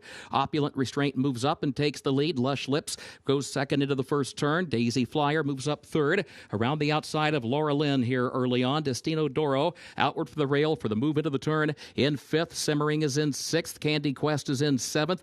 And Fion is last of the eighth. Opulent Restraint has made the top. Opulent Restraint against the rail leads them around the first turn by some 2 lengths. Lush Lips is second by just over 2. Daisy Flyer, third a half length. There goes Laura Lynn moving up fourth on her outside. Then a gap of 2 more lengths. Destino Doro is fifth by a neck just outside of Simmering. A gap of nearly 4 more lengths back to Candy Quest and Fion, who is last. 23.23 seconds was the time for the opening quarter. Opulent Restraint sets the tempo, leads it here by 2 lengths, midpoint of the backstretch. Lush Lips is second, a length and a half.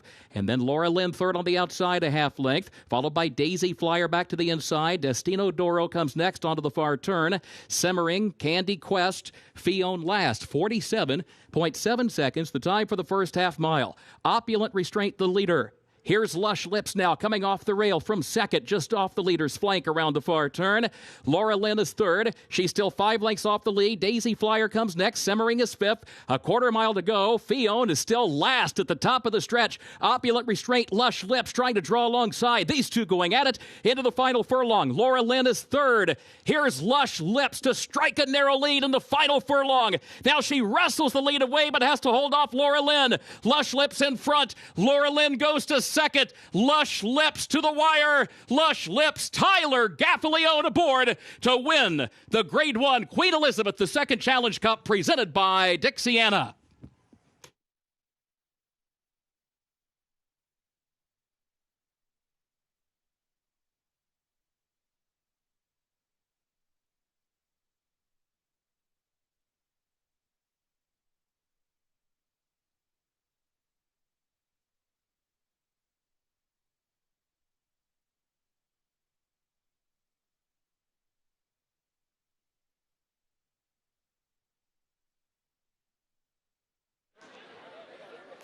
Lush Lips with a beautiful stalking trip. She was relaxed just off of that fairly quick pace here, going 1 1/8 miles. That was set by Opulent Restraint. And Lush Lips stayed right in that pocket. She had first run on Laura Lynn, who is coming, but couldn't quite get to this 8-1 shot for Medallion Racing and Parkland Thoroughbreds, a filly by 10 Sovereigns. Lush Lips, now a Grade 1 winner right here at Keeneland.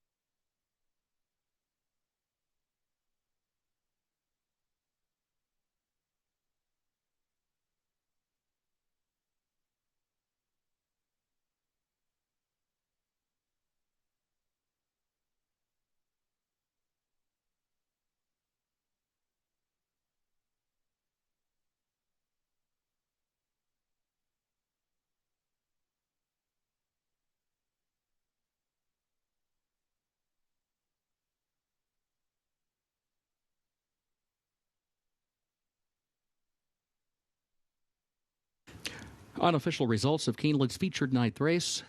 Number 1, Lush Lips, finished first. Number 2, Laura Lynn was second. Number 5, Opulent Restraint, third. Number 9, Fione was fourth. 1, 2, 5, 9, unofficial.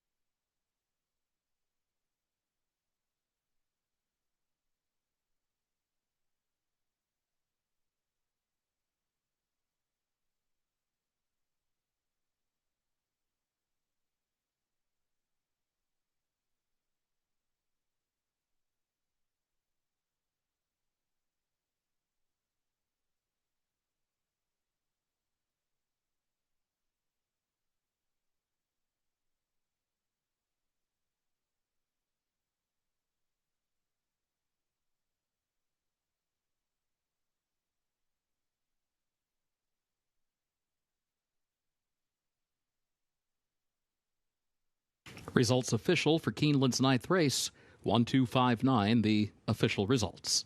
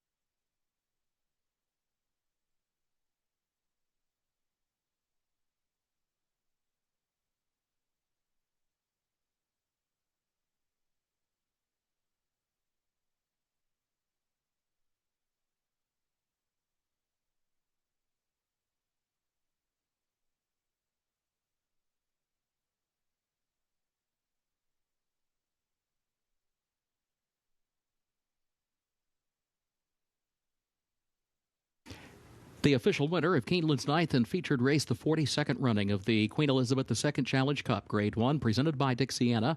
Number 1, Lush Lips, owned by Medallion Racing of Philip Shelton, owned by Parkland Thoroughbreds of Steve Weston, owned by Hoffman Thoroughbreds LLC of Stuart Hoffman, owned also by Mrs. Paul Shanahan and Mrs. M.V. Magner. The trainer, Brendan Walsh, and the jockey, Tyler Gaffalione. Lush Lips, a 3-year-old filly by 10 Sovereigns. Alevlamaya by Arcano, bred in Great Britain by the Pocock family. Mile and an eighth, 1 minute 48.01 seconds. Over the turf, listed good. Trophy presentation upcoming.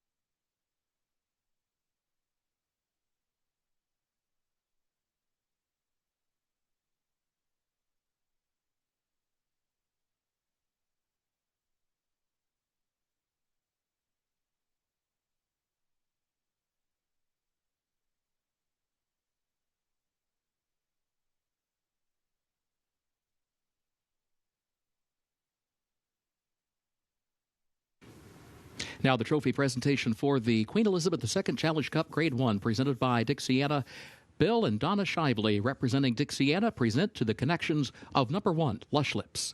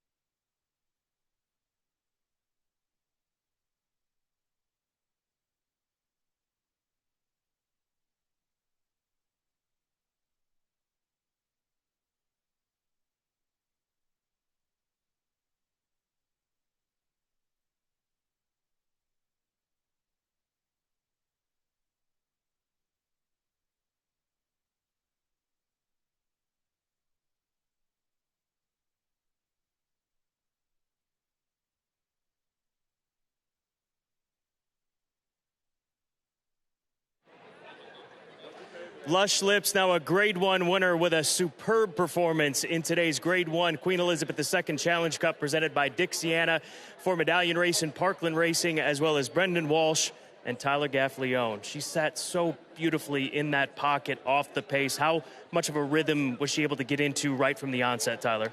She really did. First up, I got to give credit to Brendan and his team. They've done a fabulous job with this filly, teaching her to relax. She's come a long way this year, and she's really stepped it up nicely. She's progressed great throughout the year, but race went perfectly. She broke great, put me in a good spot. She relaxed beautifully, and when I asked on her, she really turned it on nice. It's a great performance, and drove for the connections. Congratulations, Tyler. Thanks so much.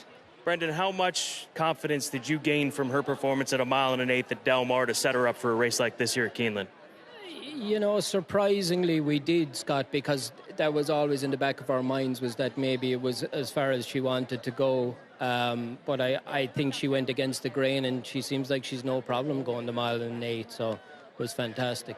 And showing that kind of speed, laying off that early speed, how much does that move a horse forward or give you options moving forward, I should say?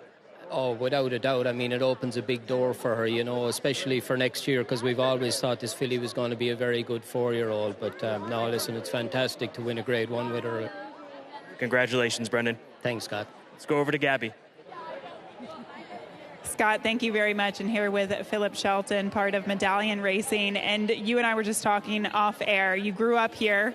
How does it feel to win this particular race, such a historic and prestigious race at Keeneland? Yeah, you know, I think as a kid growing up, I didn't know a lot about the Breeders' Cup. I just knew what we could come to. And I think my parents really didn't bring me opening weekend because it was going to be too crowded. But this was like the one race we had to come to every year. If you just said pick any race the partnership could win, it would be this one here at Keeneland. And we're just, all testament goes to Brendan and his team and the filly. She's just got a ton of heart, and we're very lucky. An amazing progression throughout the year as well.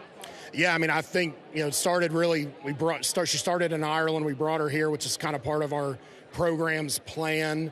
And she just has taken step forward every single time. I think in her last 7 starts, she's been first or second every single one. And, today was the icing on the cake. So we're just very lucky. What an incredible effort. Congratulations today. Yeah, thanks, Gabby. We appreciate it.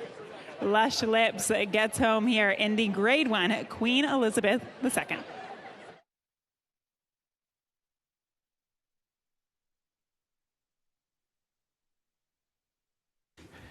Thank you, Gabby and Scott. Race 10 coming up. No carryover for the Toyota Super High 5. The main track listed fast. In the 10th race, scratch the 2, Remy's Moon.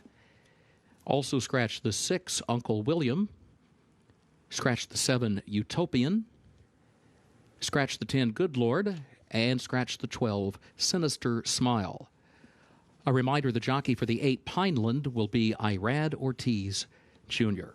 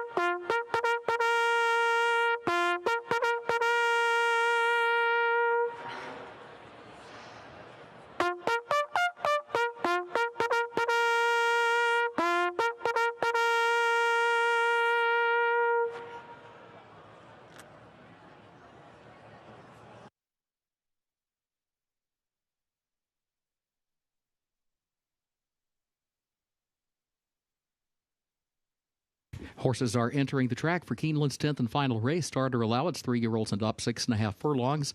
Over the fast main track, no carryover for the Toyota Super High 5. Scratch the 2, Remy's Moon. Scratch the 6, Uncle William. Also scratch the 7, Utopian. Scratch the 10, Good Lord. And scratch the 12, Sinister Smile. Jockey for the 8, Pineland, will be Irad Ortiz Jr. Post time, 6 minutes.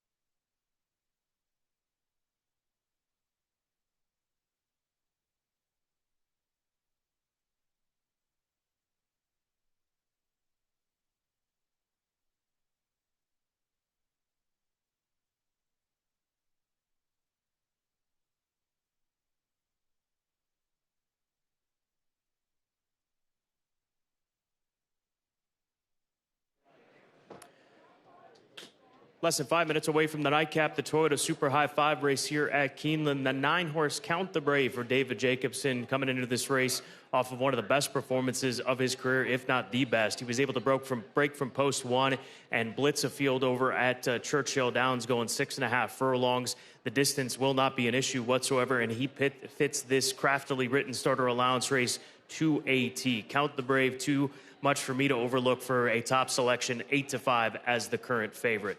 The number 8 horse will be drawn just to his inside. The 8 is Pineland, for Lindsey Schultz. Make it Irad Ortiz Jr., as Kurt just mentioned. Back on dirt, he fits the condition as well. Comes out of allowance races at Kentucky Downs and Ellis Park. So another one that's just in the right spot here today for Lindsey Schultz and Shortleaf Stable, looking to add to that wonderful week that they've had here at Keeneland Racecourse. And then the number 1 horse, a clocker pick, and my third selection, Did It Dialed for Brian Lynch. He comes in firing a couple of bullets between Ellis and right here at Keeneland. Worked in a minute, best at 20 on the 3rd of October. He worked in 47 over at Ellis Park just a week or so prior to that. So Did It Dialed, inside post position. We'll see how he handles it at odds of 5-1. Good luck in the nightcap. The Toyota Super High 5 wager available, $1 minimum wager. Get all those plays in here in the next 4 minutes.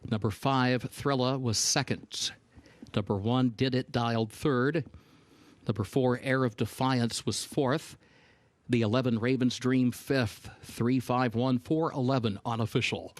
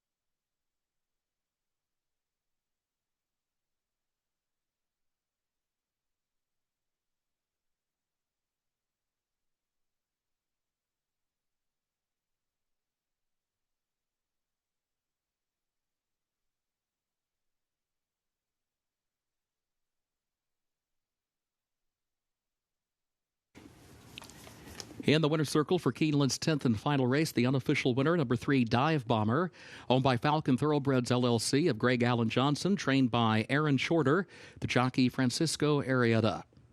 Dive Bomber, 4-year-old gelded son of Omaha Beach, out of Daisy by Blaine, bred in Kentucky by Clear Sky Farms. 6.5 furlongs over the fast main track, 1 minute 17.76 seconds.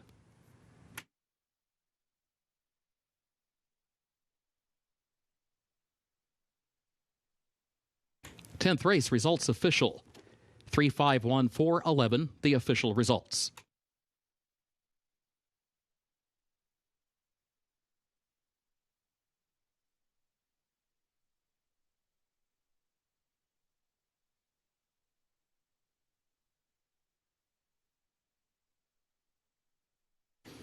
Pick 6 pays on 6 of 6 with a consolation 5 of 6. The late pick 5 on 5 of 5 with a consolation 4 of 5.